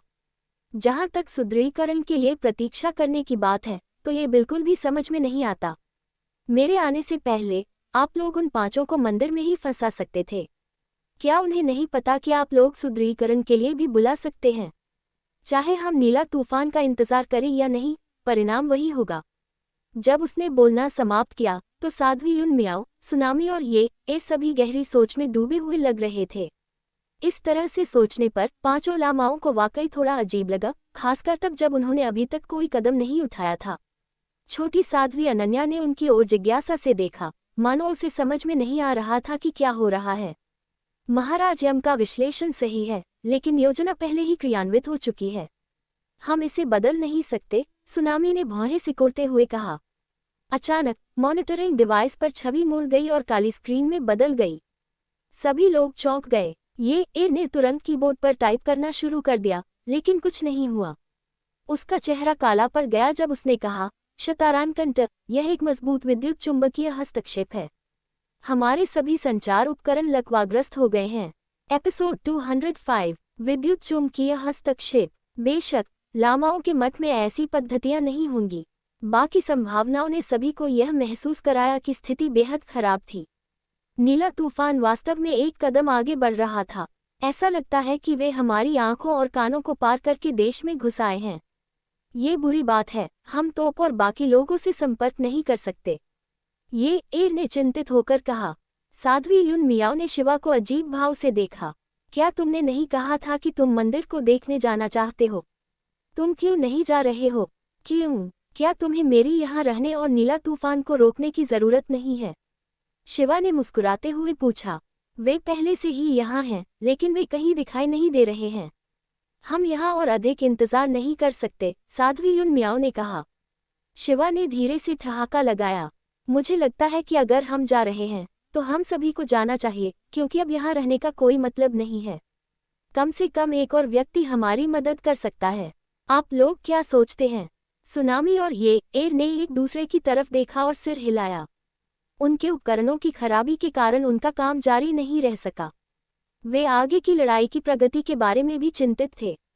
जल्द ही शिवा के नेतृत्व में वे पांचों सैन्य तंबू से बाहर निकले और कुंडलित ड्रैगन प्राचीन मंदिर की ओर चल पड़े। उसी समय तो विक्रम और अन्य लोग जो कुंडलित ड्रैगन प्राचीन मंदिर के आंतरिक हॉल में प्रवेश कर चुके थे, ये देखकर चौंक गए कि गुरु दानचंद्र और अन्य 4 लामा हॉल में पीतल की बुद्ध प्रतिमाओं के नीचे पैर मोड़कर बैठे थे।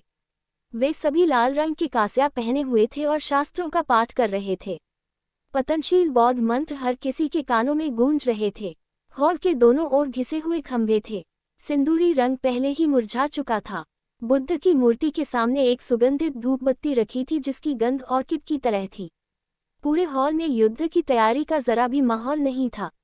ऐसा लग रहा था जैसे अभी अभी सुबह की घंटी बजी हो। गुरु दानचंद्र की भौहें सफ़ेद थीं और वे बूढ़े और थके हुए लग रहे थे। केवल उनकी चील जैसी आंखें हॉल में भागे हुए 5 लोगों को घूर रही थी। उनके सामने 4 धर्मराजा बैठे थे, महायान, दासी, दबाओ और दासी। वे सभी मध्यम आयु वर्ग के लामा थे, जिनके कानों में मोटी बालियां थीं। वे अपने हाथों में काले जैद मोती पकड़े हुए थे और शांत दिख रहे थे। हॉल में कोई और नहीं था। तोप सबसे अधीर था। जब उसने देखा कि सूर्यदेव का धर्मकाया हॉल में नहीं है, तो उसने अपनी मशीन गन से फर्श पर गोली चलाई, जिससे चिंगारियां उड़ने लगी। दानचंद, सूर्यदेव का धर्मकाया सौंप दो। गुरु दानचंद ने कोई उत्तर नहीं दिया और बुद्ध का नाम जपना जारी रखा। तेज हवा, तुम सबसे तेज हो। पूरे कुंडलित ड्रैगन मंदिर की तलाशी लो, हम चारों इन पांचों पर नजर रखेंगे। विक्रम ने आदेश दिया। तेज हवा ने आदेश प्राप्त किया और तुरंत साइड हॉल की ओर भागा। उसका आकार हवा के झोंके की तरह चमकता हुआ गुजरा। उसकी गति बहुत तेज थी। हालांकि इससे पहले कि तेज हवा साइड हॉल में जा पाता, उसका शरीर अचानक हवा में एक अदृश्य दीवार से अवरुद्ध हो गया। टक्कर की धमाके की आवाज के साथ वह वापस हवा में उछल गया। तेज हवा ने घूमकर बड़ी मुश्किल से खुद को संभाला। उसने अविश्वास से साइड हॉल के प्रवेश द्वार की ओर देखा। बगल के हॉल से एक बर्फ जैसी सफेद भुजा बाहर निकली। फिर एक कामुक आकृति वाली गोरी लड़की, जो एक टाइट नीले चमड़े की सिंगलेट और काले सैन्य जूते पहने हुए थी, बाहर निकली। चेहरे पर एक आकर्षक मुस्कान के साथ उसने अपनी भूरी आंखों से भीड़ को देखा और टूटी फूटी हिंदी में कहा, नमस्ते। जैसे ही गोरी महिला सामने आई, हॉल का माहौल एकदम से ठंडा हो गया। नीला तूफान से कोई बड़ा पैर ने भौहें सिकोड़ते हुए कहा, क्या वे पहले ही कुंडलित ड्रैगन परिसर में प्रवेश कर चुके हैं? लीडर जी, जानकारी में गलती है। ये बुरी बात है, तेज हवा ने कहा। विक्रम ने अपने दांत पीस लिए। यह अपरिहार्य है कि जानकारी में कोई गलती होगी। दुश्मन की तकनीक हमारी तुलना में अधिक उन्नत है, इसलिए उनके लिए पूरी तरह से जांच करना असंभव है। हम केवल उनसे सीधे लड़ सकते हैं। इस समय आकाश ड्रैगन ने एक कदम आगे बढ़ाया। डाकुओं को पकड़ने के लिए हमें पहले उनके नेता को पकड़ना होगा। पीछे हटना अब कोई विकल्प नहीं है। चलो पहले बूढ़े लामा को मार देते हैं। जैसे ही उसने बोलना समाप्त किया, आकाश ड्रैगन पहले ही चारों धर्म राजाओं की ओर दौड़ पड़ा। चारों धर्म राजाओं ने आखिरकार बैठना बंद कर दिया और सभी अपनी हथेलियां जोड़कर खड़े हो गए। आकाश ड्रैगन के ड्रैगन पंजे को अभी अभी अंजाम दिया गया था और उसने तुरंत ही गुरु दानचंद्र को पकड़ लिया, जो जमीन पर पड़े थे। हालांकि गुरु दानचंद्र बिल्कुल भी नहीं हिले। दो धर्म राजा, महायान और दाजी ने मिलकर उन्हें रोकने का काम किया। दोनों धर्म राजाओं ने एक ही समय में आकाश ड्रैगन के हमले को रोकने के लिए अपने हाथ ऊपर उठाए। उनकी मुट्ठियां एक बेहद अजीब चाप में घूम रही थीं, जिससे आकाश ड्रैगन के दो लगातार पंजों की ताकत सीधे बिखर रही थी। तांत्रिक कस्बा मुट्ठी। आकाश ड्रैगन की आकृति रुक गई और उसकी अभिव्यक्ति बदसूरत हो गई। अमिताभ, परोपकारी आकाश ड्रैगन वास्तव में मुख्य शाओलिन मंदिर से है। आप वास्तव में इस मुट्ठी को पहचानते हैं? आकाश ड्रैगन ने ठंडी सांस ली। उसके शरीर की सभी हड्डियां बीन्स के चटकने की तरह चटकने लगी और उसके शरीर से एक अदृश्य शक्ति फैल गई। हालांकि कस्बा मुट्ठी बौद्ध धर्म द्वारा पारित की गई थी, लेकिन यह अटूट नहीं है। चलो देखते हैं कि क्या तुम पहले मेरी शाओलिन मज्जा सफाई शास्त्र की आंतरिक शक्ति को रोक सकते हो। सच्ची की हुई उजागर हो गई है। शिखर पोस्टलिमिनरी। धर्म राजा दबाओ, जो चुपचाप एक तरफ खड़े थे, बुदबुदाए। आकाश ड्रैगन ने दहाड़ते हुए महायान और दाजी धर्म राजा पर फिर से हमला किया। इस बार जब वे तीनों आपस में भिड़े, तो घंटी बजने जैसी एक दबी हुई धमाका ध्वनि हुई और अदृश्य लहरें फैल गईं। विक्रम और बाकी लोगों ने लापरवाही बरतने की हिम्मत नहीं की। विक्रम और तेज हवा शेष दो धर्म राजाओं दबाओ और दासी की ओर भागे। उनकी मुट्ठियां और पैर एक दूसरे को रास्ता नहीं दे रहे थे। जहां तक तोप का सवाल है, उसने अपनी मशीन गन उठाए और नीला तूफान की महिला पर गोलियां चलानी शुरू कर दी। गोरी महिला पागल गोलियों के सामने पीछे नहीं हटी। इसके बजाय उसने अपनी हथेली खोली और अपने सामने एक पारदर्शी ढाल बना ली, जिससे उसके सामने आधे फुट की दूरी पर सभी गोलियां बलपूर्वक रुक गईं। वे सभी जमीन पर गिर गईं। धत तेरी, ये कैसी भूत शक्ति है! मैं ये करूंगा, बड़ा पैर ने गहरी आवाज में चिल्लाया। उसने अपनी थोड़ी ताकत जुटाई, एक बड़ा कदम आगे बढ़ाया और एक राउंडहाउस किक मारी। गोरी महिला ने एक चांदी की विशेष रूप से निर्मित ट्रिपल बैलिस्टिक हैंडगन निकाली। उसका दूसरा हाथ उसके सामने ढाल को संभाले रहा और उसकी आंखों में एक ठंडी चमक चमक उठी। बड़ा पैर की राउंडहाउस किक से हवा का तेज झोंका आया। किक में आंतरिक बल था और पारदर्शी ढाल पर एक लहर फैल गई। फिर जैसे हवा में विस्फोट हुआ हो, ढाल बलपूर्वक टूट गई। गोरी महिला बड़ा पैर पर गोली चलाने वाली थी, लेकिन तोप, जिसने पहले ही यह सब देख लिया था, ने मौके का फायदा उठाया। मशीन गन की गोली बड़ा पैर को पार करते हुए सीधे महिला के सिर पर जा लगी। महिला के पास गोली चलाने के अलावा कोई विकल्प नहीं था। उसने पहले गोलियों से बचने की कोशिश की और एक खंभे के पीछे छिप गई। बड़ा पैर ने तोप को अच्छा काम वाली नज़र से देखा और फिर गोरी महिला के पास पहुंच गया। शक्तिशाली किक की एक श्रृंखला ने गोरी महिला को लगातार चकमा देने पर मजबूर कर दिया और उसके पास गोली चलाने के लिए कोई जगह नहीं थी। ये देखकर कि बड़ा पैर अस्थायी रूप से खतरे से बाहर है, तोप ने सीधे गुरु दानचंद्र पर बंदूक तान दी। वह जानता था कि पहले कार्रवाई करना और बाद में रिपोर्ट करना जरूरी था, इसलिए उसने अब और संकोच नहीं किया। लेकिन इससे पहले कि तोप गोली चला पाता, उसके हाथ में पकड़ी मशीन गन को अचानक एक मजबूत चूषण बल द्वारा ऊपर खींच लिया गया, जिससे तोप के लिए निशाना साधना असंभव हो गया। तोप के हाथ में रखी मशीन गन शक्तिशाली चूषण बल के कारण खींच गई और सीधे लटकती हुई बीम पर पड़े भूरे बालों वाले श्वेत व्यक्ति के हाथों में जा गिरी। श्वेत व्यक्ति, जिसने सितारों और पट्टियों वाला झंडा और छाती पर बवंडर का प्रतीक बना हुआ एक नीली चमड़े की जैकेट पहन रखी थी, तोप की ओर देखकर मुस्कुराया और कहा, तुम्हारी बंदूक अब मेरी है, भाड़ में जाओ। तोप को गुस्सा तो आया, लेकिन वह ऐसा व्यक्ति नहीं था जो लड़ने के लिए सिर्फ हथियारों पर निर्भर रहता हो। वह दौड़ा, खंभे से 2 कदम दूर गया और लटकी हुई बीम की ओर छलांग लगा दी। होश होश। हालांकि कोकेशिया आदमी तुरंत नीचे कूद गया, जिससे तोप चूक गई। उसने सीटी बजाई, आलोक, प्रवीण, कार्तिक, अब प्रदर्शन का समय है। चिल्लाने के बाद 2 काले आदमी, जो नीले चमड़े की जैकेट पहने हुए थे, हॉल के दूसरी तरफ से बाहर आए। उन्होंने काले धूप के चश्मे पहने थे, अपने सफेद दांत दिखाए और मुस्कुराए। भूरे रंग का धूप का चश्मा पहने एक अपेक्षाकृत पतला सफेद आदमी भी था जो अचानक गोरी महिला की तरफ से प्रकट हुआ।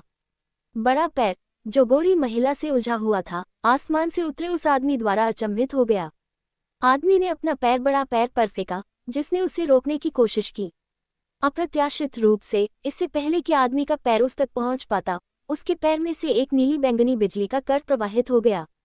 बड़ा पैर ने जल्दी से अपना पैर पीछे खींचा और पीछे की ओर कलाबाजी लगाई, लेकिन मुश्किल से बिजली के कट से बच पाया। उस आदमी के पैरों में वास्तव में धातु के जूते थे जिनका उपयोग विद्युत धारा संचारित करने के लिए किया जाता था।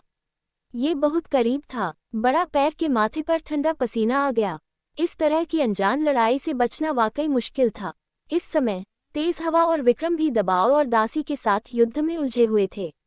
हालांकि आकाश ड्रैगन महायान और दासी से अधिक शक्तिशाली था, लेकिन वह कम समय में जीत नहीं सकता था क्योंकि वह एक के खिलाफ 2 लड़ रहा था। तोप और बड़ा पैर एक साथ इकट्ठे हुए और जब उन्होंने नीला तूफान के 5 सदस्यों की अचानक उपस्थिति देखी तो वे कुछ हद तक अचंभित रह गए। अरे यार, क्या तुमने नहीं कहा था कि वे केवल 3 थे? तोप ने कहा और उसने सावधानी से अपनी ओर आ रहे 5 लोगों को देखा। बड़ा पैर ने अपने हेडसेट में संचार बटन दबाया, लेकिन उसे केवल एक अराजक आवृत्ति सुनाई दी। उसका चेहरा पीला पड़ गया और उसने कहा, संचार टूट गया है, मैं कॉल नहीं कर सकता। तोप ने इसका परीक्षण किया और यह वास्तव में ऐसा था, लेकिन वह घबराया नहीं। उसने अपनी पीठ से 2 बड़े कैलिबर संशोधित स्वचालित पिस्तौल निकाले और थूकते हुए कहा, मैं मर गया, मैं मर गया। एपिसोड 206। प्रवीण नामक अश्वेत व्यक्ति एक स्ट्रीट डांसर की तरह लयबद्ध तरीके से चल रहा था। उसने शांत स्वर में कहा, आलोक, मुझे लगा कि तुम और ज्योति इन भारतीय बंदरों की देखभाल करने जा रहे हो, लेकिन अब पता चला है कि तुम्हें उनसे निपटने के लिए अभी भी हमारी जरूरत है। आलोक नाम का ये विदेशी आदमी अपने हाथ में भारी मशीन गन लेकर खेल रहा था और मुंह में च्युइंग गम चबा रहा था। मैं अपनी बच्ची ज्योति को इस तरह थका नहीं सकता। गोरी ज्योति ने इस पर विश्वास नहीं किया। क्या तुम सिर्फ बकवास करना जानते हो? अगर तुम लड़ना चाहते हो तो जल्दी करो। यहाँ का शापित सूरज मेरी खूबसूरत त्वचा के लिए वाकई क्रूर यातना है। देखो, ये बेवकूफ भारतीय बंदर, इसने 2 बंदूकें भी निकाल लीं। क्या इसे लगता है कि बंदूकें हम पर काम करेगी? एक और अश्वेत व्यक्ति, आनंद, हंसा। आलोक मुस्कुराया, ऐसा मत कहो, मुझे लगता है कि वह मुझे कोई उपहार देना चाहता है। तोप ने अधीरता से कहा, बकवास बंद करो। ऐसा मत सोचो कि हम तुम्हारी अंग्रेजी नहीं समझते। मैं तुमसे बात करने के लिए बहुत आलसी हूँ। अगर तुम मेरी बंदूक लेना चाहते हो तो आओ। ऐसा कहने के बाद तोप ने आलोक पर 2 गोलियां चलाईं, जिसने उसकी मशीन गन छीन ली थी। हालांकि गोली का प्रक्षेप पथ मुश्किल था, फिर भी आलोक ने बगल में जाकर उसे चकमा दिया। उसने अपने हाथ में भारी मशीन गन को दूर कोने में फेंक दिया। मुझे तुम्हारी पिस्तौल पसंद है, ये बहुत भारी है। जैसे ही आलोक ने बात की, वह तेजी से तोप के पीछे चला गया। तोप के पलटने का इंतजार किए बिना आलोक ने अपने हाथ फैला दिए। तोप के हाथ में जो मॉडिफाइड पिस्तौल थी, उस पर दो अदृश्य शक्तियों का असर होने लगा। वह पिस्तौल का ट्रिगर भी नहीं दबा पा रहा था। धत तेरी! तोप गुस्से से चिल्लाया, लेकिन वह मजबूत गुरुत्वाकर्षण बल का विरोध नहीं कर सका। वह केवल पिस्तौल छोड़ सकता था। बाकी 4 नीला तूफान योद्धाओं ने मुस्कुराते हुए ये दृश्य देखा। उन्होंने लड़ने की योजना नहीं बनाई थी। बड़ा पैर को कुछ सूझा। वह पलटा और गोरी ज्योति की ओर बढ़ा, लड़ाई जारी रखने का इरादा रखते हुए। कार्तिक, इस बेवकूफ भालू को रोकने में मेरी मदद करो, ज्योति ने घृणा से कहा। कार्तिक, जो बिजली छोड़ रहा था, बड़ा पैर से लड़ने में बहुत दिलचस्पी दिखा रहा था। तो गोली चलाने में समय बर्बाद मत करो। मैं उसे बिजली से जलाना चाहता हूँ। क्या तुम नहीं जानते कि प्लास्टिक बिजली का संचालन नहीं करता है? बड़ा पैर ने निडरता से कार्तिक के पैरों से टक्कर ली, लेकिन हर बार वह कार्तिक के इलेक्ट्रिक बूट से टकराने के लिए प्लास्टिक और चमड़े के हिस्सों का ही इस्तेमाल करता था। कार्तिक के लिए थोड़े समय में बड़ा पैर को हराना मुश्किल था। दूसरी तरफ आलोक ने 2 नई मॉडिफाइड पिस्तौलें पकड़ ली और गर्व से मुस्कुराया। क्या हुआ? क्या तुम्हारे पास कोई और पिस्तौल है? तोप के चेहरे पर एक भयावह मुस्कान उभरी। अचानक उसके हाथ में एक अंगूठे के आकार का रिमोट कंट्रोल दिखाई दिया, जिस पर एक लाल बटन था। आलोक दंग रह गया और उसे कुछ समझ में आया। उसका चेहरा काला पड़ गया और जैसे ही वह अपने हाथ से बंदूक फेंकने वाला था, उसे एहसास हुआ कि पिस्तौल के हैंडल में एक छेद था जिसमें से एक मजबूत चिपकने वाला पदार्थ निकल रहा था, जिससे पिस्तौल उसके हाथ से कसकर चिपक गई थी। नहीं! आलोक के चिल्लाने का इंतजार किए बिना तोप ने सबकी भयभीत आंखों के सामने लाल बटन दबा दिया। धमाका धमाका! 2 धमाकों के साथ आलोक के हाथों में मौजूद पिस्तौलें तुरंत फट गईं। आलोक की भुजाएं आग की लपटों से भर गईं। बाकी लोग असहाय होकर देखते रहे कि कैसे आलोक के हाथ विस्फोटकों से टुकड़े टुकड़े हो गए। आलोक खुद भी जल गया और कोयले की तरह जमीन पर गिर पड़ा। ऐसा लग रहा था कि वह पल भर में मर जाएगा। इस बार नीला तूफान के लोगों को आखिरकार एहसास हुआ कि उन्होंने अपने दुश्मनों को कम करके आंका था। तोप ने अब बेकार हो चुका रिमोट कंट्रोल फेंक दिया और थूकते हुए कहा, आसमान में एक पक्षी की तरह मरो। क्या तुम मुझे इसे अंग्रेजी में समझा सकते हो? हाँ, प्रवीण और आनंद नामक 2 श्वेत पुरुषों को आखिरकार एहसास हुआ कि उन्हें गंभीरता से लड़ना होगा। उन दोनों ने एक दूसरे को देखा और एक ही समय में तोप की ओर दौड़ पड़े। एक भयंकर किक के साथ बड़ा पैर ने कार्तिक के साथ टकराव से प्रतिक्रिया बल का उपयोग करते हुए तोप की तरफ पीछे हटने का प्रयास किया ताकि तोप को पुरुषों के हमलों में से एक को रोकने में मदद मिल सके। हालांकि कार्तिक से छुटकारा पाना इतना आसान नहीं था। एक तेज सीटी के साथ उसका शरीर फिर से तेज हो गया और एक बिजली की व्यापक किक सीधे बड़ा पैर की कमर पर निशाना साधी। बड़ा पैर को इसे रोकना मुश्किल हो गया और वह केवल एक तरफ हट सकता था, जिससे तोप को अकेले ही 2 काले लोगों से लड़ना पड़ा। बंदूक के बिना भी तोप लड़ने में अच्छा था। हालांकि आनंद और प्रवीण स्पष्ट रूप से ऐसे लोग नहीं थे जो उससे सीधे लड़ना चाहते थे। जैसे ही आनंद करीब आया, तोप को लगा कि उस पर बहुत दबाव पड़ रहा है। ऐसा लग रहा था जैसे उसका पूरा शरीर प्रेशर कुकर में दबा हुआ है। उसकी हरकतें बहुत धीमी हो गई थीं। ये कैसे हो सकता है? मरना! आनंद ने तोप के पेट पर बुरी तरह से मुक्का मारा और तोप का शरीर ग्रेनेड की तरह बाहर उड़ गया।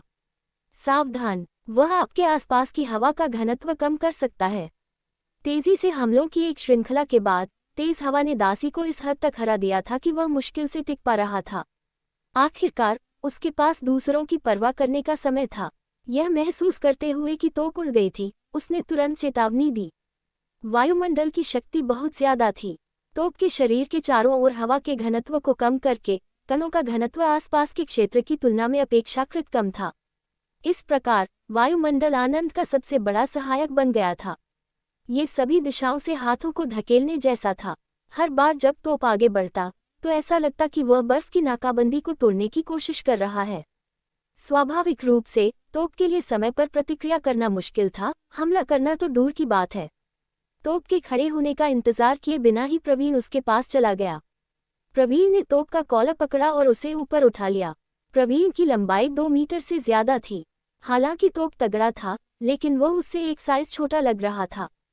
तुमने आलोक को मार डाला, तुम एक उत्कृष्ट योद्धा हो। हालांकि दुश्मन के एक उत्कृष्ट योद्धा के लिए सबसे अच्छा अंत मृत्यु है। बकवास! तोप क्रोधित हो गया। ये स्थिति उसके लिए अपमानजनक थी। उसने अपनी मुट्ठी लहराए और प्रवीण के चेहरे की ओर मुक्का मारा। हालांकि फिर से एक अजीब स्थिति पैदा हो गई। तोप की मुट्ठी प्रवीण के चेहरे से कुछ ही मीटर की दूरी पर थी जब वह अचानक रुक गई, 1 इंच भी आगे नहीं बढ़ सकी। लानत है, ये कैसे हो सकता है? तोप ने अपने दांत भींचे और प्रवीण को मुक्का मारने की कोशिश की, लेकिन बदले में उसे प्रवीण की तिरस्कार भरी हंसी मिली। मैं आनंद के विपरीत हूँ। मैं तुरंत हवा के घनत्व को गाढ़ा कर सकता हूँ। प्रवीण मुस्कुराया। एक भयंकर झटके के साथ उसने तोप के शरीर को एक खंभे की ओर फेंक दिया। टकराना। एक दबी हुई सी आवाज के साथ तोप की हड्डियों से कुछ कर्कश आवाजें निकली। भारी टक्कर के कारण उसके मुंह से खून की एक बूंद निकली। अब उनसे छुटकारा पाने का समय आ गया है। ज्योति पहले से ही बहुत अधीर थी। आलोक की मौत से उसे बहुत दुख नहीं हुआ। उसने अपने हाथ में चांदी की पिस्तौल उठाए और तोप पर निशाना साधा जो जमीन पर खून उगल रहा था। उसे खड़े होने में कठिनाई हो रही थी। उसका इरादा आखिरी वार करने का था। इसके बारे में सोचना भी मत। बड़ा पैर दहाड़ता हुआ कार्तिक की उलझन से मुक्त होने के लिए संघर्ष कर रहा था। उसके पैर से हवा ज्योति की छाती की ओर बह रही थी। अपनी सारी सच्ची क्यूई का उपयोग करते हुए उसके पैर से हवा पहले ही सर्वोच्च शक्ति को साथ लेकर आ चुकी थी। टकराना। धातु के टकराने की तरह उसके पैर से आने वाली हवा ज्योति के सामने 1 मीटर दूर एक अदृश्य ढाल द्वारा रोक दी गई थी। जब वह ज्योति के शरीर तक पहुंची तो वह बस एक हल्की हवा थी। अज्ञानी, क्या तुम सच में सोचते हो कि मेरी एंटी पार्टिकल शील्ड इतनी आसानी से तोड़ी जा सकती है? ज्योति ने बड़ा पैर पर व्यंग्य किया और अपनी उंगली से ट्रिगर खींच दिया। चांदी की पिस्तौल से एक साथ 3 गोलियां चलीं। वे चमचमाती चिंगारियों में बदल गईं और धमाकों की आवाज बहुत तेज थी। पलक झपकते ही बड़ा पैर ने सोचा कि गोलियों की गर्मी की लहर जमीन पर पड़े तोप को पूरी तरह से नष्ट कर देगी। हालांकि जैसे ही गोलियां चलीं, तोप का शरीर एक हरे रंग की छाया में बह गया। गोलियां बेसिलिका की हरी ईंटों से टकराईं और भयंकर चिंगारी में बदल गईं। महात्मा, बड़ा पैर को ये देखकर सुखद आश्चर्य हुआ कि साध्वी युन मियाओ ने तोप को अपने पीछे बेसिलिका के सामने रख दिया था। सुनामी, ये एर और साध्वी युन मियाओ की अंतिम शिष्या छोटी साध्वी अनन्या भी आ चुकी थी। आया, भाई तोप इतनी दयनीय स्थिति में क्यों है? शिवा उनके पीछे से सिगरेट लेकर बाहर आया। उसने जमीन पर पड़े तोप को देखा और फिर अंदर चल रही अराजक लड़ाई को देखा। उसने हंसते हुए कहा, मुझे पता था तुम्हारी जानकारी विश्वसनीय नहीं है। जाहिर है कि 4 हैं। अरे नहीं, भुना हुआ भी एक ही है। 5 नीला तूफान मेटा ह्यूमन है और वे सभी अंदर हैं। सुनामी और ये एर ने अपनी बंदूकें निकाल ली। साध्वी युन मियाओ और अनन्या ने भी अपनी तलवारें निकाल ली। उन्होंने बेसिलिका में 4 नीला तूफान एजेंटों को गंभीर भाव से देखा। बकवास बंद करो, जल्दी करो और ये करो। साध्वी युन मियाओ स्पष्ट रूप से बुरे मूड में थी। उसने अपनी तलवार उठाए और ज्योति पर वार किया जो तोप को मारने वाली थी। ज्योति ने अपना हाथ खोला और अपने एंटी पार्टिकल बैरियर को सक्रिय कर दिया। वह लड़ाई जारी रखने से पहले कुछ कदम पीछे हटना चाहती थी, लेकिन जैसे ही बैरियर सक्रिय हुआ, साध्वी युन मियाओ की लंबी तलवार ने उसे मक्खन में गर्म चाकू की तरह काट डाला और उसे टुकड़ों में तोड़ दिया। यह कैसे संभव है? ज्योति ने चिल्लाते हुए तुरंत भाग गई। उसने अपनी ट्रिपल बुलेट पिस्तौल से लगातार फायर किया, लेकिन वह साध्वी युन मियाओ को नहीं मार सकी, जिसके पास बेहतरीन किंगबोंग था। आप ऐसी तुच्छ चालों से शूशन तलवार क्यूई को कैसे रोक सकते हैं? ये देखकर कि ज्योति अपना संयम खो चुकी है, कार्तिक को बड़ा पैर से कोई परेशानी नहीं थी। उसने छलांग लगाई और साध्वी युन मियाओ को बिजली की तरह लात मारी, जिससे वह धीमी हो गई और ज्योति को उनके बीच की दूरी बढ़ाने का मौका मिल गया। हालांकि कार्तिक लंबे समय तक साध्वी युन मियाओ के हमलों को रोकने में सक्षम नहीं था। ऐसा इसलिए था क्योंकि साध्वी युन मियाओ की तलवार बहुत प्रभावशाली नहीं दिखती थी, लेकिन यह वास्तव में प्राचीन रहस्यवादी लोहे से बनी थी। शूशन तलवार क्यूई के साथ मिलकर कार्तिक के धातु के युद्ध के जूते कुछ ही वार के बाद टूटने लगे। ओह नहीं! कार्तिक और ज्योति जल्दी से आनंद, प्रवीण और बड़े आदमी के पास छिप गए।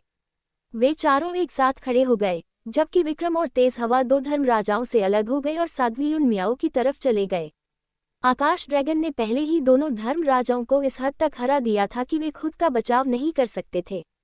उसके ड्रैगन के पंजे एक हल्की सुनहरी रोशनी से चमक रहे थे और दोनों धर्म राजाओं की कस्बा मुट्ठी आकाश ड्रैगन के पूरे हमले को रोक नहीं पाई।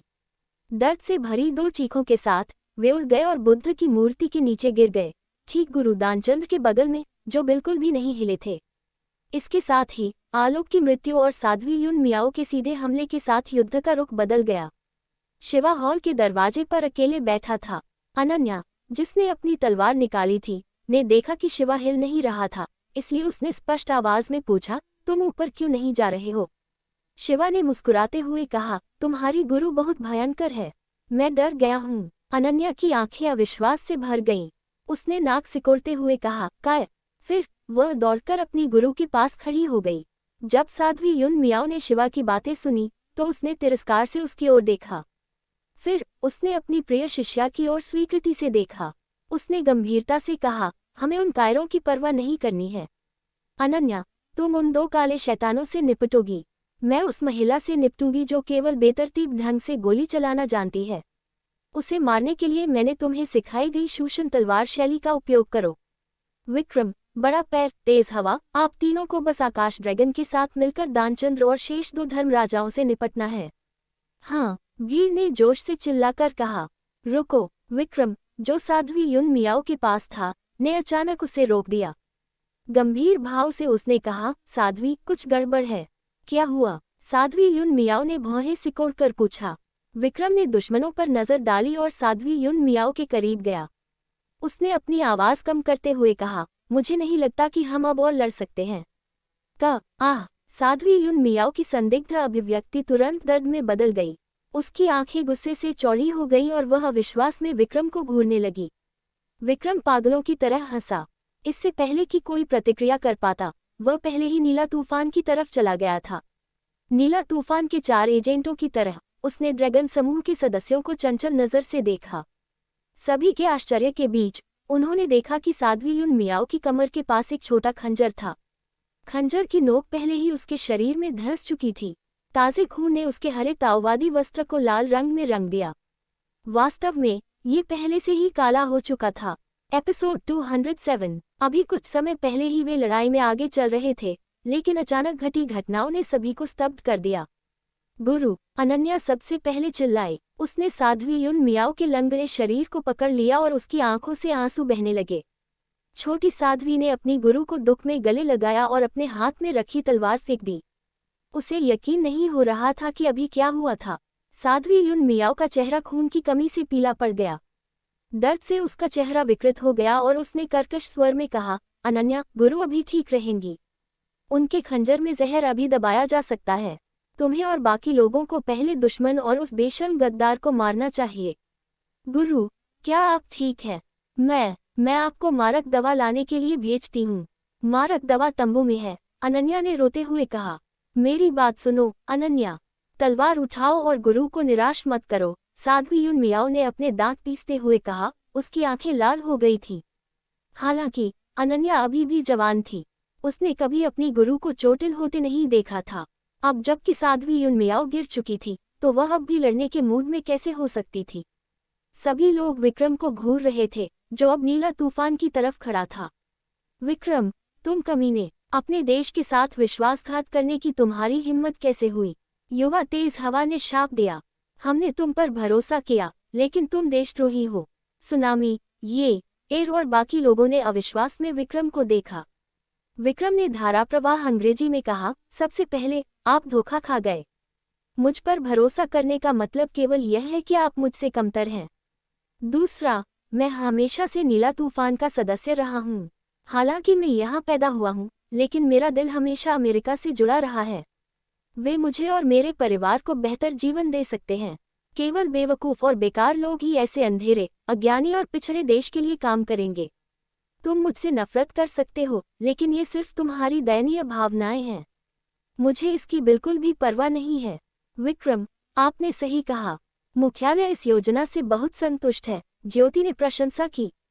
कार्तिक ने शरारती अंदाज में हंसते हुए कहा, ऐसा लगता है कि इस बूढ़ी साध्वी के पास जीने के लिए ज्यादा समय नहीं है। विक्रम, तुमने खुद को बेनकाब करने के लिए सही समय चुना है। विक्रम ने शर्म से मुस्कुराते हुए कहा, धन्यवाद, लेकिन मुख्यालय का विश्वास जीतना किसी भी चीज से अधिक महत्वपूर्ण है। ऐसा कहते हुए विक्रम ने अपनी छाती पर लगा लाल झंडा और ड्रैगन समूह का लोगो फाड़कर जमीन पर फेंक दिया। प्रतीकात्मक रूप से उसने ब्रोच के साथ अपनी छाती पर एक सितारा चमकता हुआ झंडा लगाया। इस कार्रवाई से पीली लोहा ब्रिगेड के सभी लोग इतने क्रोधित हो गए कि उनकी रक्त वाहिकाएं उबलने लगीं। मुझे उसे अपने हाथों से मारना होगा। आकाश ड्रैगन ने अपनी मुठ्ठियां कस ली और हवा न होने पर भी उसके बाल लहराने लगे। उसने एक खूंखार बाघ की तरह विक्रम को घूरते हुए कहा, हालांकि मैं घमंडी हूँ, लेकिन मैंने कभी भी टीम के नियमों को नहीं तोड़ा है या संगठन के आदेशों की अवहेलना नहीं की है, क्योंकि मैं देश के प्रति वफादारी के सिद्धांत को जानता हूँ। तुम्हारे जैसा बदमाश मेरे जूते उठाने के भी लायक नहीं है। आकाश ड्रैगन, जल्दबाजी मत करो।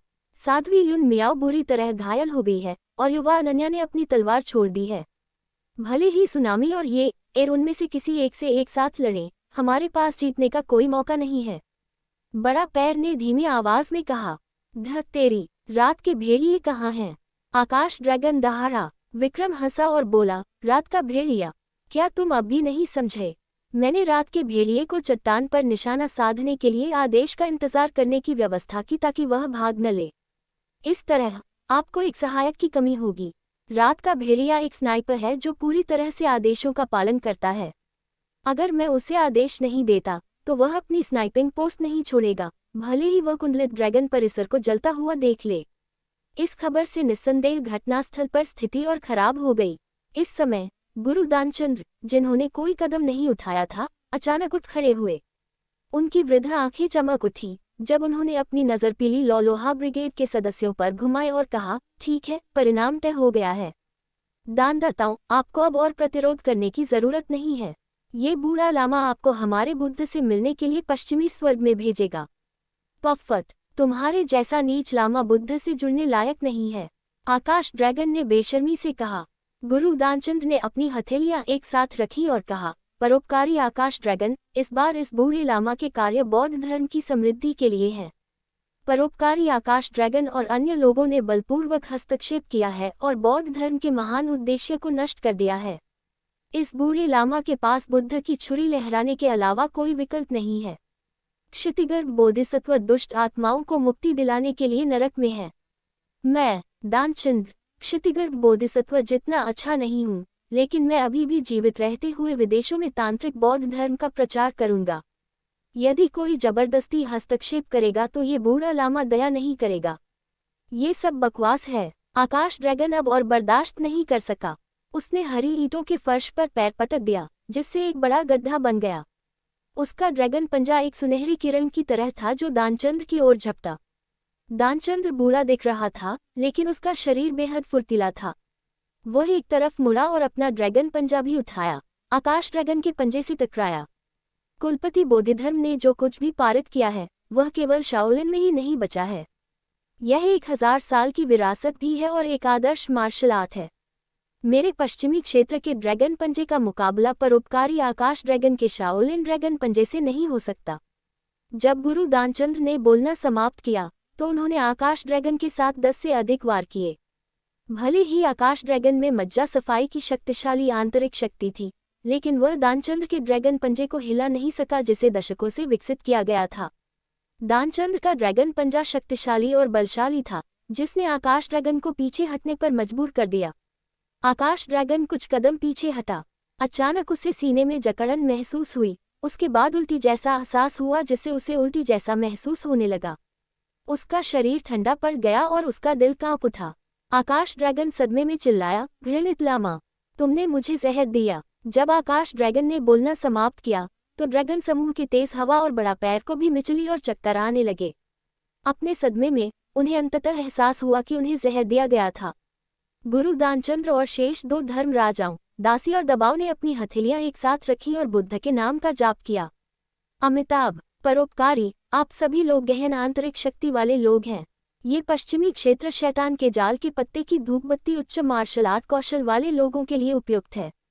यदि आपने इतने कम समय में अपनी प्राणशक्ति का उपयोग नहीं किया होता तो इस धूपबत्ती में मौजूद जहर इतनी जल्दी असर नहीं कर पाता। जैसा कि गुरु दानचंद्र ने बताया, सभी को होश आ गया। बुद्ध की मूर्ति के नीचे रखी धूपबत्ती उनके लिए उसी क्षण से एक जाल बन गई थी जब वे दरवाजे में दाखिल हुए थे। बड़ा पैर ने विक्रम को घूरकर देखा, जो सुरक्षित था। विक्रम, ये फिर से तुम्हारी चाल है। ये सही है, मैंने पहले ही मारक दवा ले ली है, इसलिए मैं ठीक हो जाऊंगा। विक्रम गर्व से मुस्कुराया। हालांकि इस धूप में जहर बहुत ज्यादा नहीं है, लेकिन इसका पता लगाना आसान नहीं है। ये सरल और प्रभावी है। मुझे तुम्हें जहर देकर मारने की जरूरत नहीं है। मुझे बस इतना करना है कि तुम्हें अपनी प्राणशक्ति का इस्तेमाल करने से रोक दूं। फिर तुम आम विशेष बलों के सैनिकों से अलग नहीं रहोगे। एक क्षण में आकाश ड्रैगन, तेज हवा और बड़ा पैर, जो कि बचे हुए 3 योद्धा थे, सभी असहाय हो गए और मौत का इंतजार करने लगे। ये एर और सुनामी ने अपने हाथों में बंदूकें पकड़ रखी थीं, लेकिन उन्हें पता था कि वे मौजूद किसी भी दुश्मन का मुकाबला नहीं कर पाएंगे। मौजूदा स्थिति को देखते हुए उनकी एकमात्र उम्मीद दरवाजे पर बैठा, धूम्रपान करता हुआ और नज़ारे का आनंद लेता हुआ व्यक्ति था। अनन्या ने साध्वी युन मियाओ को कसकर गले लगाया और रो पड़ी। उसे समझ नहीं आ रहा था कि क्या करे। जब उसने ये एर और सुनामी को उत्सुकता से दरवाजे की ओर देखते हुए देखा, तो उसे एहसास हुआ कि वहां एक बहुत शक्तिशाली व्यक्ति था जिसने कोई आवाज नहीं की थी। अरे काय, क्या तुम भी एक आदमी हो? क्या तुम यहाँ शो देखने आए हो? अनन्या चिल्लाए। ये एर और सुनामी के चेहरे पर कड़वाहट आ गई जब उन्होंने अनन्या को ये कहते सुना कि वे क्या सोच रहे थे। वे शिवा से मदद मांगना चाहते थे और सिर्फ बैठकर तमाशा न देखना चाहते थे, लेकिन वे ऐसा करने में खुद को असमर्थ पा रहे थे। विक्रम के विश्वासघात ने उन्हें ये स्पष्ट कर दिया कि यह सब विक्रम की योजना का हिस्सा था। विक्रम ने शिवा के भरोसे को धोखा दिया था, शिवा के लोगों को नुकसान पहुंचाया था, शिवा को धमकाया था और शिवा को उनकी मदद करने के लिए मजबूर किया था। इन सभी ने उन्हें विक्रम का साथी बना दिया। हालांकि उन्हें नहीं पता था कि विक्रम ने ऐसा क्यों किया, लेकिन उन्हें यकीन था कि यह नीला तूफान से निपटने के लिए नहीं था। वास्तव में ये शिवा को उन्हें मारने देने के लिए नहीं था। ये पहले से ही काफी अच्छा था। वे ठंडे खून वाले लोग नहीं थे, इसलिए उन्हें शिवा पर तरस आया। इस समय अगर शिवा उन्हें अकेला छोड़ भी दे तो भी वे कुछ नहीं कह पाएंगे। उन्हें तो ये भी उम्मीद थी कि शिवा को कुछ नहीं होगा। वे सिर्फ खुद को दोषी ठहरा सकते थे कि उन्होंने विक्रम पर भरोसा किया और उसके जाल में फंस गए।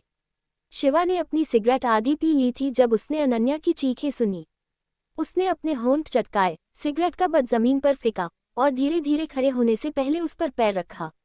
विक्रम ने व्यंग्य किया, नरक राजा, मैं तुम्हें सलाह देता हूं कि तुम लापरवाही से काम न करो। स्वाभाविक रूप से मेरे पास तुम्हें आज यहाँ घसीटने के अपने कारण हैं। यदि तुम चाहते हो कि तुम्हारी पत्नी और सास वंशपतिक अवस्था में रहें, तो हम इन मूर्खों को साफ करने के बाद तुमसे बात करेंगे। उसे अनदेखा करते हुए शिवा ने अपना फोन निकाला और उसे देखा। सिग्नल नहीं था, इसलिए उसने आनंद और प्रवीण की तरफ देखा। अंग्रेजी में मुस्कुराते हुए उसने कहा, यहाँ का सिग्नल तुम दोनों ने काट दिया था, है न? सिग्नल को बहाल करो, यह 1 मिनट में हो जाएगा। मैं कॉल करूंगा। मैं निश्चित रूप से पुलिस को नहीं बुलाऊंगा। एपिसोड 208, शिवा के निरर्थक मैं एक फोन कॉल करूंगा ने वहां उपस्थित सभी लोगों को अचंभित कर दिया। यह आदमी क्या करने की कोशिश कर रहा था? पुलिस की तो बात ही छोड़िए, सेना को भी सूचित करना बेकार था। अगर वे 10 मिनट से ज्यादा पैदल चलते तो वे देश से बाहर निकल सकते थे। इस समय भेजा गया कोई भी बचाव संदेश पास की आग को बुझाने के लिए पहले से ही बहुत दूर था। वह यमराज है? ज्योति ने विक्रम से पूछा। उसकी आंखें कुछ अनिश्चितता के साथ शिवा को ऊपर से नीचे तक देख रही थी। विक्रम ने सिर हिलाया और कहा, मैंने इसकी पुष्टि कर दी है। वह वास्तव में यमराज है, लेकिन भारत में लौटने के बाद उसे शिवा कहा जाता है। स्वर्ग पर्वत के 12 मुख्य देवताओं में से एक, वह इस तरह कैसे दिख सकता है? मुझे तो कुछ भी खास नहीं दिख रहा, आनंद ने कुछ अविश्वास के साथ कहा। अरे, मैंने तुम लोगों से मुझे कुछ संकेत देने के लिए कहा था। तुम लोग किस बारे में बात कर रहे हो? शिवा ने थोड़ा अधीर होकर अपने होंठ सिकुड़े। विक्रम की आंखों में एक तेज चमक चमकी। यमराज, बेहतर होगा कि तुम अधिक सम्मानजनक बनो, जब तक कि तुम नहीं चाहते कि तुम्हारी महिला एक सब्जी बन जाए। शिवा ने उदासीनता से मुस्कुराते हुए कहा, मैं फोन कॉल खत्म करने के बाद बात करूंगा। ठीक है, चूंकि तुम इतनी बुरी तरह से फोन कॉल करना चाहते हो, इसलिए मैं तुम्हें फोन कॉल करने दूंगा। प्रवीण ने आराम से भाव के साथ अपनी आस्तीन ऊपर उठाई। उसकी बड़ी घड़ी सभी प्रकार के जटिल बटनों से भरी हुई थी। कुछ बटन दबाने के बाद प्रवीण ने कहा, मैंने इस क्षेत्र में विद्युत चुंबकीय हस्तक्षेप को हटा दिया है। आप संचार शुरू कर सकते हैं। आप जितनी चाहे उतनी कॉल कर सकते हैं। मैं इस बारे में बहुत उत्सुक हूं कि आप क्या बदल सकते हैं। धन्यवाद। शिवा ने इत्मीनान से एक नंबर डायल किया और हैंड्स फ्री बटन दबाया। फोन की घंटी बजी और उसे तुरंत उठा लिया गया। शिवा, क्या वह तुम हो? आप कहाँ हैं? तुम ठीक हो? आप कब वापस आ रहे हैं? फोन पर एक महिला की सुखद आवाज आई, लेकिन वह बहुत चिंतित थी और उसने बहुत सारे प्रश्न पूछे। जैसे ही यह आवाज सुनाई दी, उपस्थित लोगों में से विक्रम और ये एर ने तुरंत अपने भाव बदल दिए। विक्रम का चेहरा घबराहट और संदेह से भरा था, जबकि ये एर बेहद हैरान थी। उसकी आंखों में आंसू थे। छोटी ये एर, चिंता मत करो, मैं अभी भी तुमसे काफी दूर हूँ, लेकिन मुझे लगता है कि मैं इस मामले को जल्द ही सुलझा सकता हूँ।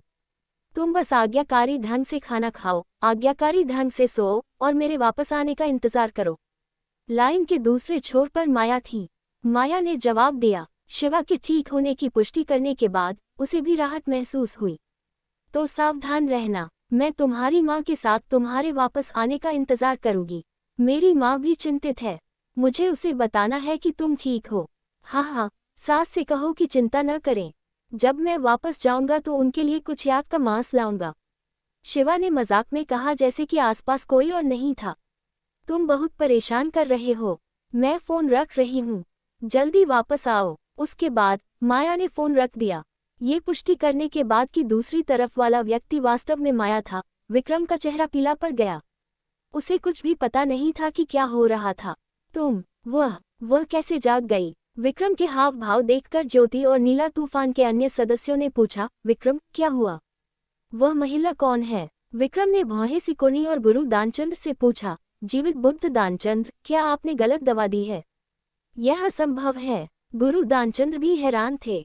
अगर उस महिला परोपकारी ने ही जहर लिया था, तो बिना मारक के 10 दिनों के बाद उसका ठीक होना मुश्किल होगा। और जहां तक इस बूढ़े लामा को पता है, इस दुनिया में लगभग कोई भी इसका इलाज नहीं कर सकता है। ये एर और दूसरे लोग भी हैरान थे। वे जानते थे कि शिवा ने उनका पीछा क्यों किया। इसका सबसे बड़ा कारण ये था कि माया और उसकी मां को जहर दिया गया था और उन्हें मारक की जरूरत थी। लेकिन अब माया वास्तव में सुरक्षित और स्वस्थ थी। फिर शिवा क्या कर रहा था? क्या आपको ऐसा लगता है कि सब कुछ आपके विचार से अलग है? शिवा ने फोन जेब में रखा और हल्की मुस्कान के साथ विक्रम की तरफ देखा। क्या तुम्हें लगता है कि मुझे अब भी तुम्हारा सम्मान करना चाहिए? विक्रम ने सांस फूली और अपने दिल को शांत किया।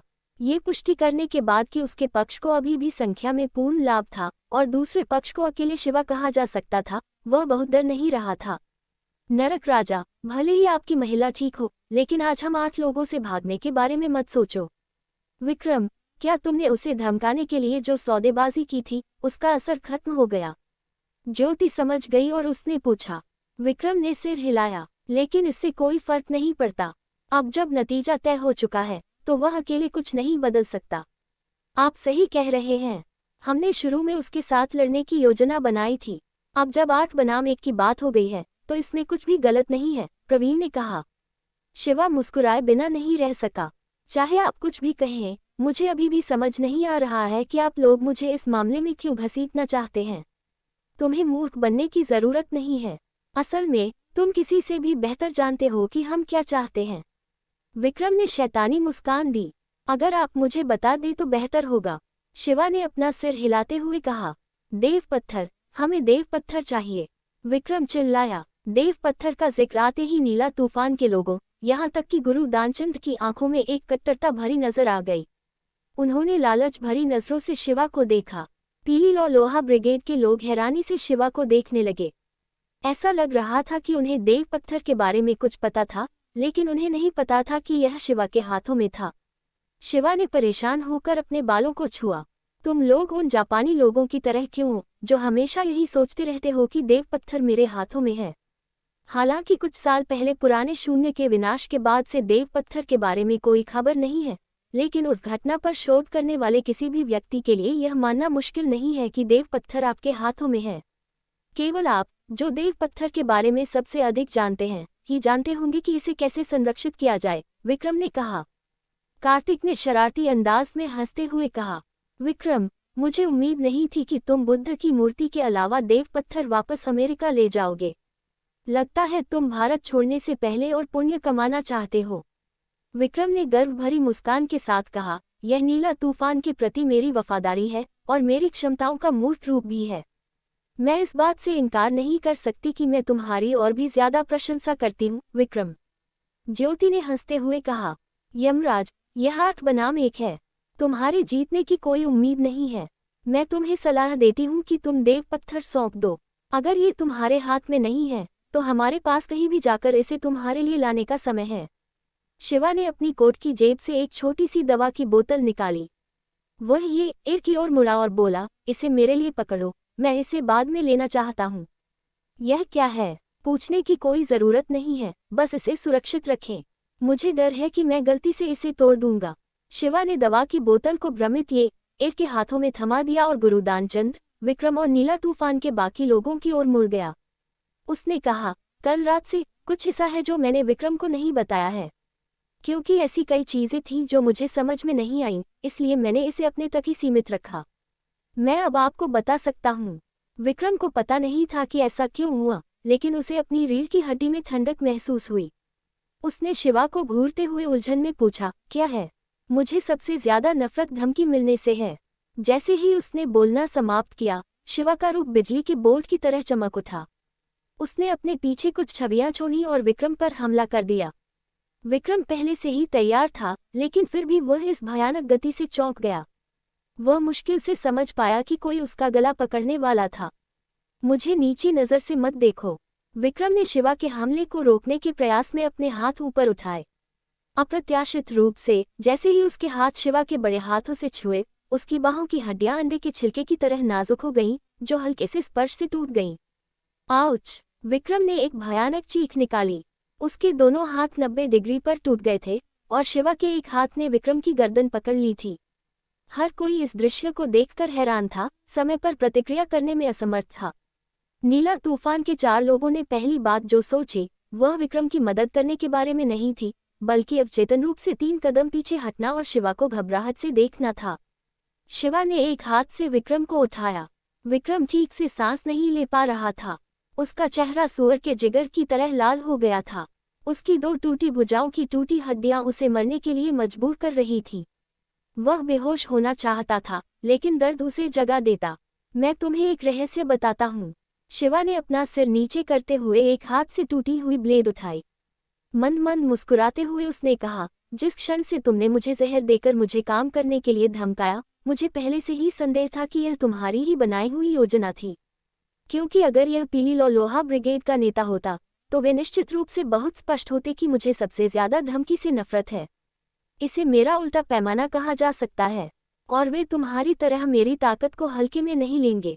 मैंने जानबूझकर तुम्हारी धमकी स्वीकार कर ली क्योंकि मैं ये पुष्टि करना चाहता था कि यह वास्तव में तुम्हारी व्यक्तिगत योजना थी, और पीली लोहा ब्रिगेड वास्तव में मेरे साथ युद्ध शुरू नहीं करना चाहती थी। इसके बाद मैंने अन्य 3 सदस्यों से पूछा और पता चला कि मुख्यालय से संपर्क करने का काम सिर्फ तुम पर था। सारी खुफिया जानकारी, यहाँ तक कि जब नीला तूफान और अन्य लोग आए, तब भी तुमने उन्हें बहुत आत्मविश्वास से बताया था। तुम्हें वो खुफिया जानकारी कहाँ से मिली जो स्काउट भी नहीं पा सका? ये सब खामियां हैं। तुम इतनी महत्वपूर्ण योजना को अकेले कैसे लागू कर सकते हो? अब लगता है कि मेरा अनुमान सही था। पीली लोहा ब्रिगेड का नेता इतना मूर्ख नहीं है कि मुझसे इस तरह लड़े। जहाँ तक पीली लोहा ब्रिगेड को एक कीट को नष्ट करने में मदद करने की बात है, तो मैं ऐसा करके बहुत खुश हूँ। जैसे ही वह बोला, शिवा ने अपने हाथों की हरकतें तेज कर दी। विक्रम के गले से गिया घिसने की आवाज आने लगी। उसकी आंखें दिखने लगी और उसकी आंखों के कोनों से खून बहने लगा। मैं तुम्हें ये बताने के अलावा कि मुझे धमकी से नफरत है, मैं तुम्हें ये भी बताना चाहता हूँ कि तुम बहुत परेशान करने वाले हो। मैं तुम्हें लंबे समय से मारना चाहता था। क्रैक क्रैक, एक तीखी आवाज के साथ विक्रम का सिर एक तरफ झुक गया और उसकी सांस रुक गई। शुरुआत से लेकर अंत तक गुरु दानचंद, द्वितीय संरक्षक राजा और नीला तूफान सहित किसी ने भी शिवा को परेशान करने की हिम्मत नहीं की। इस समय शिवा ऐसे मुस्कुरा रहा था जैसे कुछ हुआ ही न हो। हालांकि ये छवि उनकी आंखों में प्रतिबिंबित हो रही थी, जिससे उनके लिए हिलना डुलना मुश्किल हो रहा था। अनन्या, जो बेहोश साध्वी युन मियाओ का समर्थन कर रही थी, ने ये दृश्य देखा और अपनी आंखें बंद कर ली, इसे सहन करने में असमर्थ। हालांकि उसने चुपके से अपनी आंखें थोड़ी खोली और देखा कि शिवा ने लापरवाही से विक्रम की लाश को हॉल से बाहर फेंक दिया। विक्रम की मुद्रा गंभीर रूप से घायल तोप के ठीक सामने थी। पीली लोहा ब्रिगेड के कुछ लोग बहुत खुश थे। आकाश ड्रैगन और बाकी लोगों ने राहत की सांस ली। विक्रम की मौत से उन्हें बहुत अच्छा महसूस हुआ और शिवा की ओर उनकी निगाहें प्रशंसा से भर गईं। इस आदमी ने वास्तव में शुरू से ही बहुत सी चीजों के बारे में सोचा था और उसने उनमें से किसी को भी प्रकट नहीं किया। एक निश्चित दृष्टिकोण से वह विक्रम से भी अधिक भयानक था, जिसने सावधानीपूर्वक सब कुछ योजनाबद्ध किया था।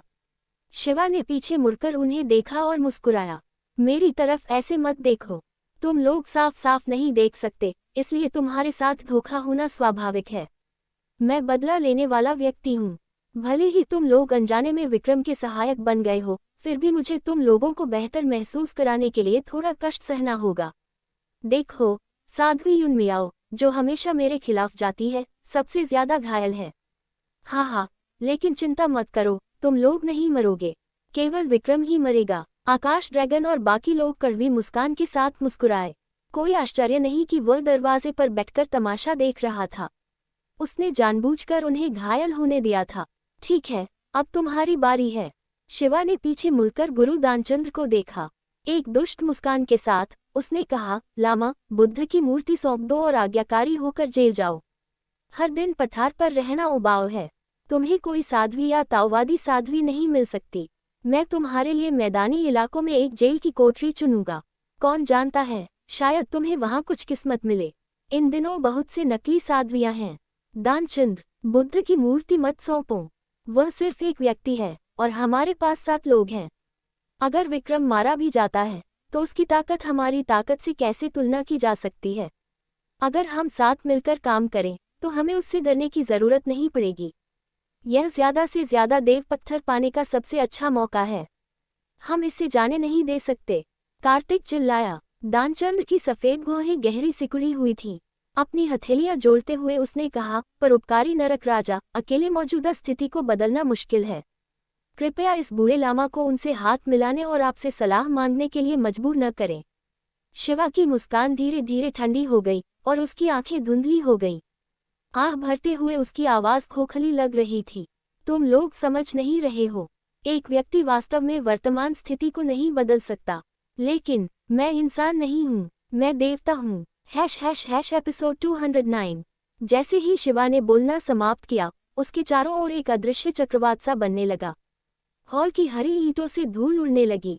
गहरे भूरे रंग की 2 आंखें धीरे धीरे लाल रंग में बदल गईं। शिवा के मुंह के कोनों ने एक भड़कीले लेकिन संयमित चाप का निर्माण किया। उसकी नज़र कमरे में मौजूद बाकी 7 लोगों पर एक अजीब नज़र से घूमी। पूरे हॉल में एक भयानक माहौल छा गया। हर किसी की रीढ़ में एक सिहरन सी दौड़ गई। ऐसा लग रहा था मानो हॉल के बीच में बैठा आदमी एक अथाह काली भावर बन गया हो जो किसी भी समय हर किसी की आत्मा को निगल सकता है। साफ साफ खा लिया गया। नीला तूफान और गुरु दानचंद्र के समूह के 4 लोग धीरे धीरे उनके करीब आ गए और शिवा के अचानक हमले का सामना करने के लिए तैयार हो गए। भाई शिवा, ये शिवा को पहचान नहीं सकी। ऐसा इसलिए था क्योंकि शिवा की आभा पूरी तरह से अलग थी। ऐसा लग रहा था जैसे वह पूरी तरह से अलग व्यक्ति बन गया हो। सुनामी ने ये एर को रोक लिया और कुछ कदम पीछे हट गई। ये एर, उसके पास मत जाओ, वह खतरनाक है। आकाश ड्रैगन और बाकी लोग भी घबराकर हॉल के प्रवेश द्वार की ओर चले गए। शिवा को देखते हुए, जो काले धुएं में घिरा हुआ लग रहा था, उन्होंने एक दूसरे को देखा और एक दूसरे की आंखों में डर देखा। मुझे ऐसा क्यों लग रहा है कि वह किसी प्रकार के आंतरिक शक्ति मंत्र का प्रयोग कर रहा है। आकाश ड्रैगन ने धीरे से और संकोचपूर्वक कहा, ये भयानक है। कोई महत्वपूर्ण ऊर्जा का रिसाव नहीं है, फिर भी उसके पास इतनी शक्ति है। क्या वह जियानटियन क्षेत्र में हो सकता है? बड़ा पैर ने अपनी आंखें चौड़ी करके कहा, जियानटियन, यह नहीं हो सकता। 16 साल पहले वुडान के ताओवादी के जुए के निधन के बाद से हमारे भारत के पास अब कोई जियानटियन क्षेत्र विशेषज्ञ नहीं है। क्या हम आज किसी को देखने जा रहे हैं? तेज हवा अविश्वास में थी। अनन्या, जो साध्वी युन मियाओ का समर्थन कर रही थी, ने अपनी नम आंखें पोंछी और बुदबुदाया, मुझे ऐसा लग रहा है जैसे कुछ जाना पहचाना सा है। परिचित। आकाश ड्रैगन और बाकी लोगों को नहीं लगा कि अनन्या बकवास कर रही है। ध्यान से सोचने के बाद वे सहमत हुए। वास्तव में ये साध्वी युन मियाओ और छोटी साध्वी अनन्या द्वारा इस्तेमाल की जाने वाली सुशांत तलवार तकनीक के समान अवधारणा प्रतीत होती है, लेकिन उसकी दुष्ट की हुई सुशांत तलवार की हुई से कहीं ज्यादा भयंकर है। यहाँ तक कि साध्वी युन मियाओ और शाओलिन के भिक्षुओं में भी उसकी जितनी आंतरिक ऊर्जा नहीं है। आकाश ड्रैगन का चेहरा काला था। हालांकि वह प्रतिभाशाली था, फिर भी वह अपने और शिवा के बीच अंतर महसूस कर सकता था। सुनामी सबसे शांत थी, चाहे वह कितनी भी ताकतवर क्यों न हो। ऐसा लगता है कि वह दुश्मन नहीं बल्कि दोस्त है। पीली लौ लोहा ब्रिगेड के लोगों के विपरीत गुरु दानचंद्र के 7 लोगों के समूह के चेहरे पर भी बदसूरत भाव थे। हालांकि उनकी समस्या और भी गंभीर थी। ऐसा इसलिए था क्योंकि उन्हें एहसास हुआ कि जो लोग आगे बढ़ने के लिए आगे बढ़े थे, वे भी आगे बढ़ने की हिम्मत नहीं कर रहे थे। अमिताभ, गुरु दानचंद्र के मुरझाए चेहरे पर झुर्रियां और गहरी हो गई थी। इस बूढ़े लामा ने अपने पूरे जीवन में ऐसी निर्दयी हत्या की मंशा कभी नहीं देखी। ये स्याही की तरह गाढ़ा है, बर्फ की तरह ठंडा है और नरक की तरह नारकीय है। यह इससे ज्यादा कुछ नहीं है। दानचंद्र, ऐसी बातें मत कहो जो हम नहीं समझते। अगर तुम हमला करना चाहते हो तो जल्दी करो, कार्तिक ने डांटा। महादयालु धर्मराज ने क्रोधित होकर कहा, तुम लोग पहले आक्रमण क्यों नहीं करते? गुरु दानचंद्र आध्यात्मिक शक्ति का पुनर्जन्म है, एक जीवित बुद्ध का सुनहरा शरीर।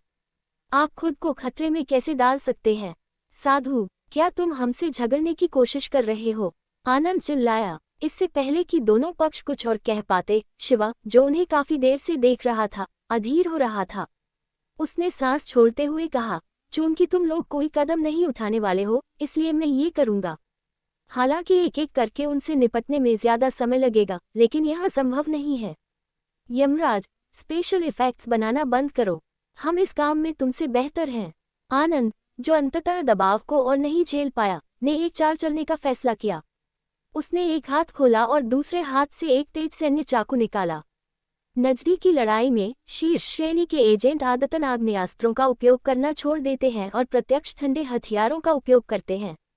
शिवा के आसपास की हवा का घनत्व अचानक कम हो गया। चारों तरफ से एक बहुत बड़ा अदृश्य दबाव आया। शिवा के शरीर पर मौजूद कपड़े अनियमित रूप से कुचलने लगे। ये देखकर कि शिवा हिल नहीं रहा था, आनंद ने मान लिया कि वह अपनी महाशक्ति से दबा हुआ था और हिल नहीं सकता था। वह एक भयावह मुस्कान के साथ आगे बढ़ा और शिवा के गले पर वार करने के इरादे से अपना सैन्य चाकू उठाया। शिवा के होठों पर तिरस्कार भरी मुस्कान आ गई। बेवकूफ, एक बड़ा हाथ जो तेज लग रहा था लेकिन वास्तव में धीमा था, उसने बढ़िया स्टील की कृपान को पकड़ लिया जो सीधे उस पर वार कर रही थी। जैसे ही कृपान हथेली के संपर्क में आई, धातु की चटकने की आवाजें गूंज उठी, जो कृपान के मूठ तक पहुंच गई। क्या ये नरक है? आनंद डर के मारे चिल्लाया। उसका चाकू पकड़ा हुआ हाथ शिवा ने पहले ही पकड़ लिया था। ये इंसानों की दुनिया है, हालांकि आप जल्द ही नरक में जा रहे हैं, शिवा ने धीमे स्वर में कहा। आनंद की ओर बढ़ रहा हाथ आनंद की बांह के साथ साथ आगे की ओर बढ़ रहा था, जैसे कोई गर्म चाकू मक्खन के ढेर को काट रहा हो। वह मक्खन आनंद की छाती थी। कुछ ही दूरी पर 2 महिलाओं, अनन्या और सुनामी ने तुरंत अपनी आंखें बंद कर ली और अपना सिर दूसरी ओर घुमा लिया। वे उस खूनी दृश्य पर विश्वास नहीं कर पा रही थी जो वे देख रही थी। शिवा का हाथ वास्तव में आनंद के मोटे शरीर में इस तरह घुस गया था मानो वह कागज का एक टुकड़ा हो। आनंद को प्रतिक्रिया करने का समय भी नहीं मिला, जब तक शिवा का हाथ उसकी पीठ में घुसकर फटे चमड़े के जैकेट के साथ खून से लथपथ मांस को बाहर नहीं निकाल लेता। तभी उसने अविश्वास में नीचे देखा। फिर उसका मुंह खुला, लेकिन वह कोई आवाज नहीं निकाल सका। उसने अनिच्छा से अपनी आखिरी सांस ली। जब आनंद जमीन पर गिर पड़ा तो शिवा ने उसके हाथ को शरीर से बाहर निकाला और लापरवाही से अंगों को बुद्ध की मूर्ति के नीचे फेंक दिया। गंभीर बुद्ध प्रतिमा के नीचे गहरा लाल रंग विशेष रूप से चमक रहा था। नीला तूफान के लोगों की सबसे मूर्खतापूर्ण बात यह है कि आप हमेशा अन्य संगठनों की मजबूत विशेषताओं को उधार लेना चाहते हैं, लगातार उनकी नकल करते हैं और उन्हें बदलते रहते हैं। आप यूरोप के म्यूटेंट और विधर्मियों की नकल करना चाहते हैं। आप जापान के ताकामागाहारा की नकल करना चाहते हैं। आप भारत की प्राचीन मार्शल आर्ट की नकल करना चाहते हैं। लेकिन आपकी आनुवंशिक रूप से संशोधित तकनीक द्वारा बनाई गई एस्पर क्षमता एक नकली लाइटर की तरह है। कुछ उपयोगों के बाद ये टूट जाएगी। यदि आप अपने कर्तव्यों का पालन करते हैं और केवल उच्च तकनीक विधियों का उपयोग करते हैं, तो आप अधिक मजबूत हो सकते हैं। यह मेरी आपको सलाह है। बेशक, मुझे पता है कि आप मेरी बात नहीं सुनेंगे। ... शिवा मुस्कुराया। उसने अपना दाहिना हाथ हल्के से घुमाया और खून लगातार छलक रहा था। पलक झपकते ही एक और व्यक्ति गिर गया। वहां मौजूद कोई भी व्यक्ति यह नहीं समझ पाया कि शिवा ने उसे कैसे मार डाला। ज्योति, कार्तिक और आनंद ने एक दूसरे को देखा। उन्हें एहसास हुआ कि दुश्मन की ताकत उनकी उम्मीदों से ज्यादा थी, खासकर कार्तिक की। उसकी क्षमता लगभग आनंद के बराबर थी। आनंद की तुरंत मौत ने उन्हें निराश कर दिया।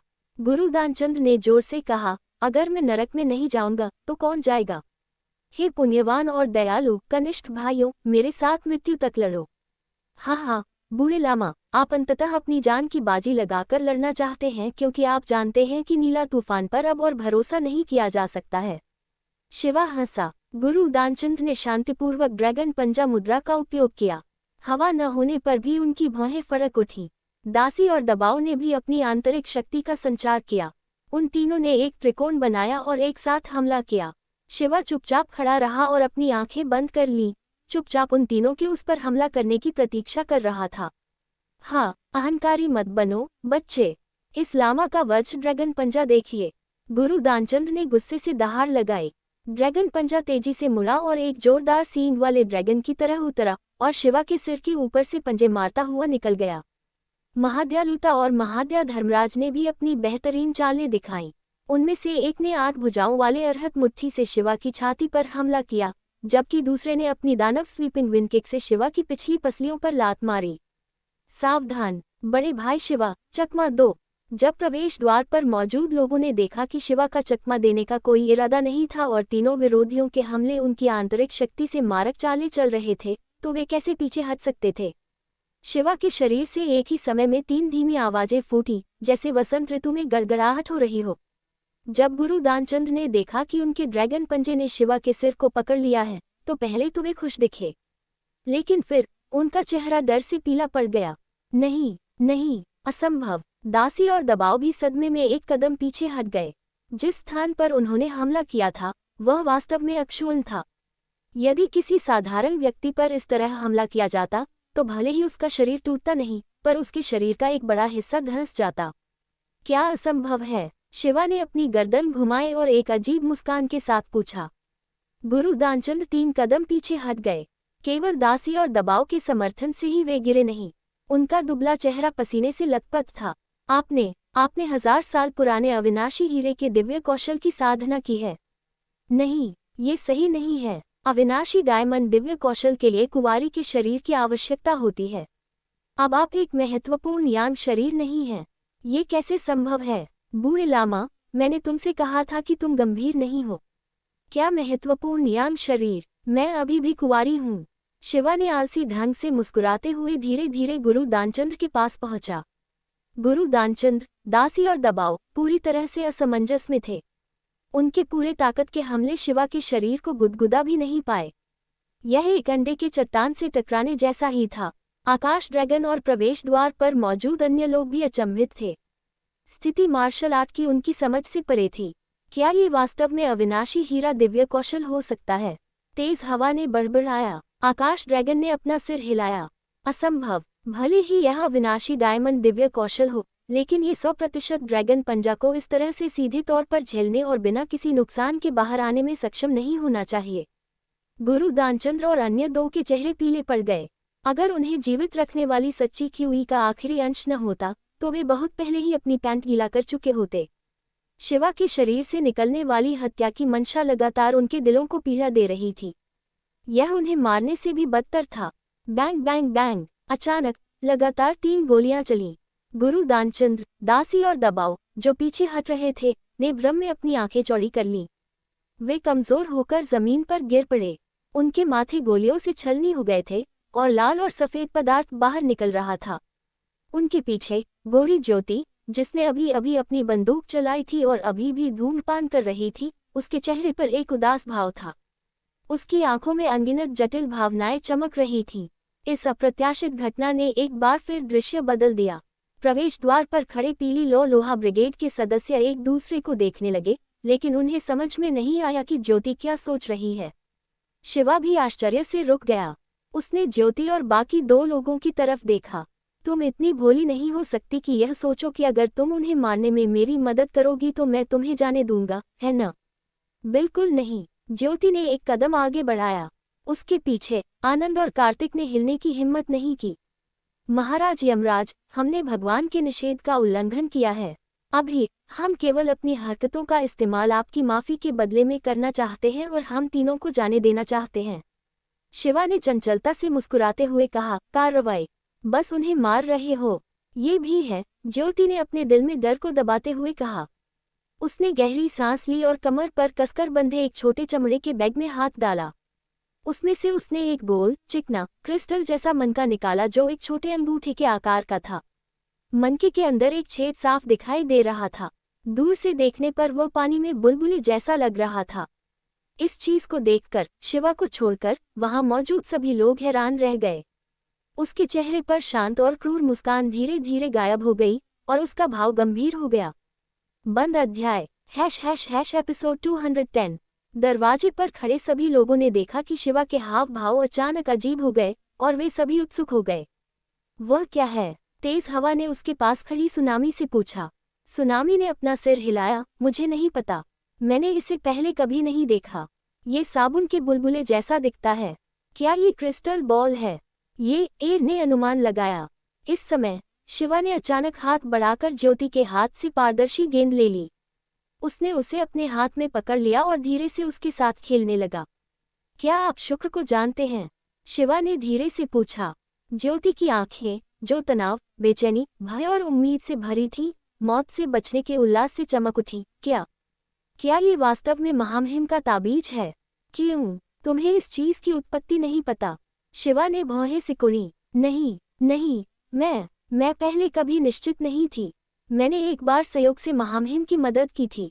वह मुझे बहुत पसंद करती थी, इसलिए उन्होंने मुझे ये चीज़ एक स्मारिका के रूप में दी थी, लेकिन मैंने कभी इसके काम पर विश्वास करने की हिम्मत नहीं की। ज्योति का स्वर थोड़ा चिंतित था। वास्तव में मुझे महामहिम की असली पहचान के बारे में भी पता नहीं है। शिवा ने हंसते हुए कहा, तुम भाग्यशाली हो। ये बुलबुला ताबीज वास्तव में शुक्र का है। मैं इसमें उसकी अनोखी शक्ति को महसूस कर सकता हूँ।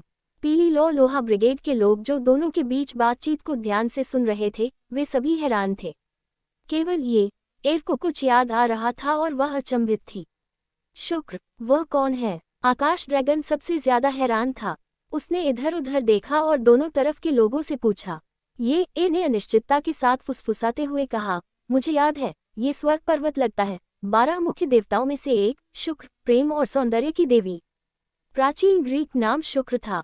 शुक्र, लोग और भी ज्यादा उलझन में थे। यह मानना मुश्किल था कि यमराज भी है। अगर यह शुक्र ग्रह है, जो यमराज के बराबर ही है, तो फिर धरती पर कौन हो सकता है? एर ने धीरे से सिर हिलाया और कहा, हाँ, अगर यह वास्तव में शुक्र है, तो वह गेंद संभवतः पानी में एक बुलबुले का प्रतिनिधित्व करती है। किंवदंती है कि शुक्र का जन्म समुद्र के बुलबुले से हुआ था। सभी को लगा कि यह कल्पनीय है, लेकिन उनके सामने जो स्थिति थी वह वास्तविक लग रही थी। शिवा ने आह भरी, चूंकि तुमने इस चीज को निकाल लिया है, इसलिए तुम्हें पता होना चाहिए कि यह सिर्फ एक ही काम कर सकती है। इसके अलावा ये तावीज एक बार इस्तेमाल होने के बाद अपना मतलब खो देगा। मुझे पता है, मैं पहले इन सब बातों पर विश्वास नहीं करती थी, लेकिन आज तुम्हें देखने के बाद मैं समझ गई कि यह सब सच है। फिर देवताओं की संधि के अनुसार एक मुख्य देवता का ताबीज संरक्षित व्यक्ति को एक बार दूसरे मुख्य देवता की सजा से बचने में मदद कर सकता है, या किसी भी मुख्य देवता की सुरक्षा प्राप्त कर सकता है। ज्योति ने विनम्रतापूर्वक 2 कदम पीछे हटकर अपना सिर नीचे कर लिया। मैं केवल यही उम्मीद करती हूँ कि महामहिम यमराज हमें जाने दें। हम तुरंत भारत की भूमि छोड़ देंगे। यद्यपि वे यह नहीं समझ पाए कि देवताओं की संधि क्या थी, लेकिन ये सुनकर की आशा थी। कार्तिक और आनंद की आंखें खुशी से चमक उठी। आप लोग, शिवा की नजरें ज्योति के पीछे खड़े कार्तिक और आनंद पर ठंडी पड़ गईं। तावीज सिर्फ एक व्यक्ति की रक्षा कर सकता है, वे सुरक्षा के दायरे में नहीं आते। ज्योति ने अपने दांत पीसते हुए कहा, महाराज यमराज, क्या आप एक बार अपवाद नहीं बना सकते? औरत, मेरी अंतिम पंक्ति को चुनौती मत दो। मैं जीवन की प्रशंसा नहीं करता, मैं मृत्यु का प्रतिनिधित्व करता हूँ। शिवा की आंखों में लाल रंग की चमक भर गई और हड्डियों को कंपा देने वाली आभा और भी सघन हो गई। अचानक अस्वीकृति ने कार्तिक और आनंद को लगभग गिरा दिया। वे पहले से ही विरोध करने की इच्छाशक्ति नहीं जुटा पा रहे थे। जब शिवा ने दृढ़ता और निर्णायक रूप से कहा कि वह उनकी जान चाहता है, तो उनके दिमाग में एक ही विचार था, भाग जाना। इस तथ्य का लाभ उठाते हुए कि प्रतिद्वंद्वी केवल शिवा था और पीली लोहा ब्रिगेड के लोग उन्हें रोकने में असमर्थ थे, वे सफलता के उस छोटे से अवसर के लिए अपने जीवन का बलिदान करने को तैयार थे। ऐसा लग रहा था कि ये दोनों के बीच सबसे मौन समझ थी। एक दूसरे को देखने के बाद आनंद ने अचानक अपना पैर उठाया। नीली बैंगनी रंग की दो विद्युत लपटें सुनहरे सांपों की तरह नाच रही थीं और एक क्रॉस क्रॉस फॉर्मेशन में शिवा की ओर कट रही थी। कार्तिक ने अपनी घड़ी का बटन दबाया और अपने हाथ को सामने की ओर खोला। उसके शरीर के चारों ओर की हवा घूम गई और नंगी आंखों से देखी जा सकने वाली गति से उसका शरीर धुंधला हो गया। नहीं आनंद, भागो मत। ज्योति ने देखा कि वे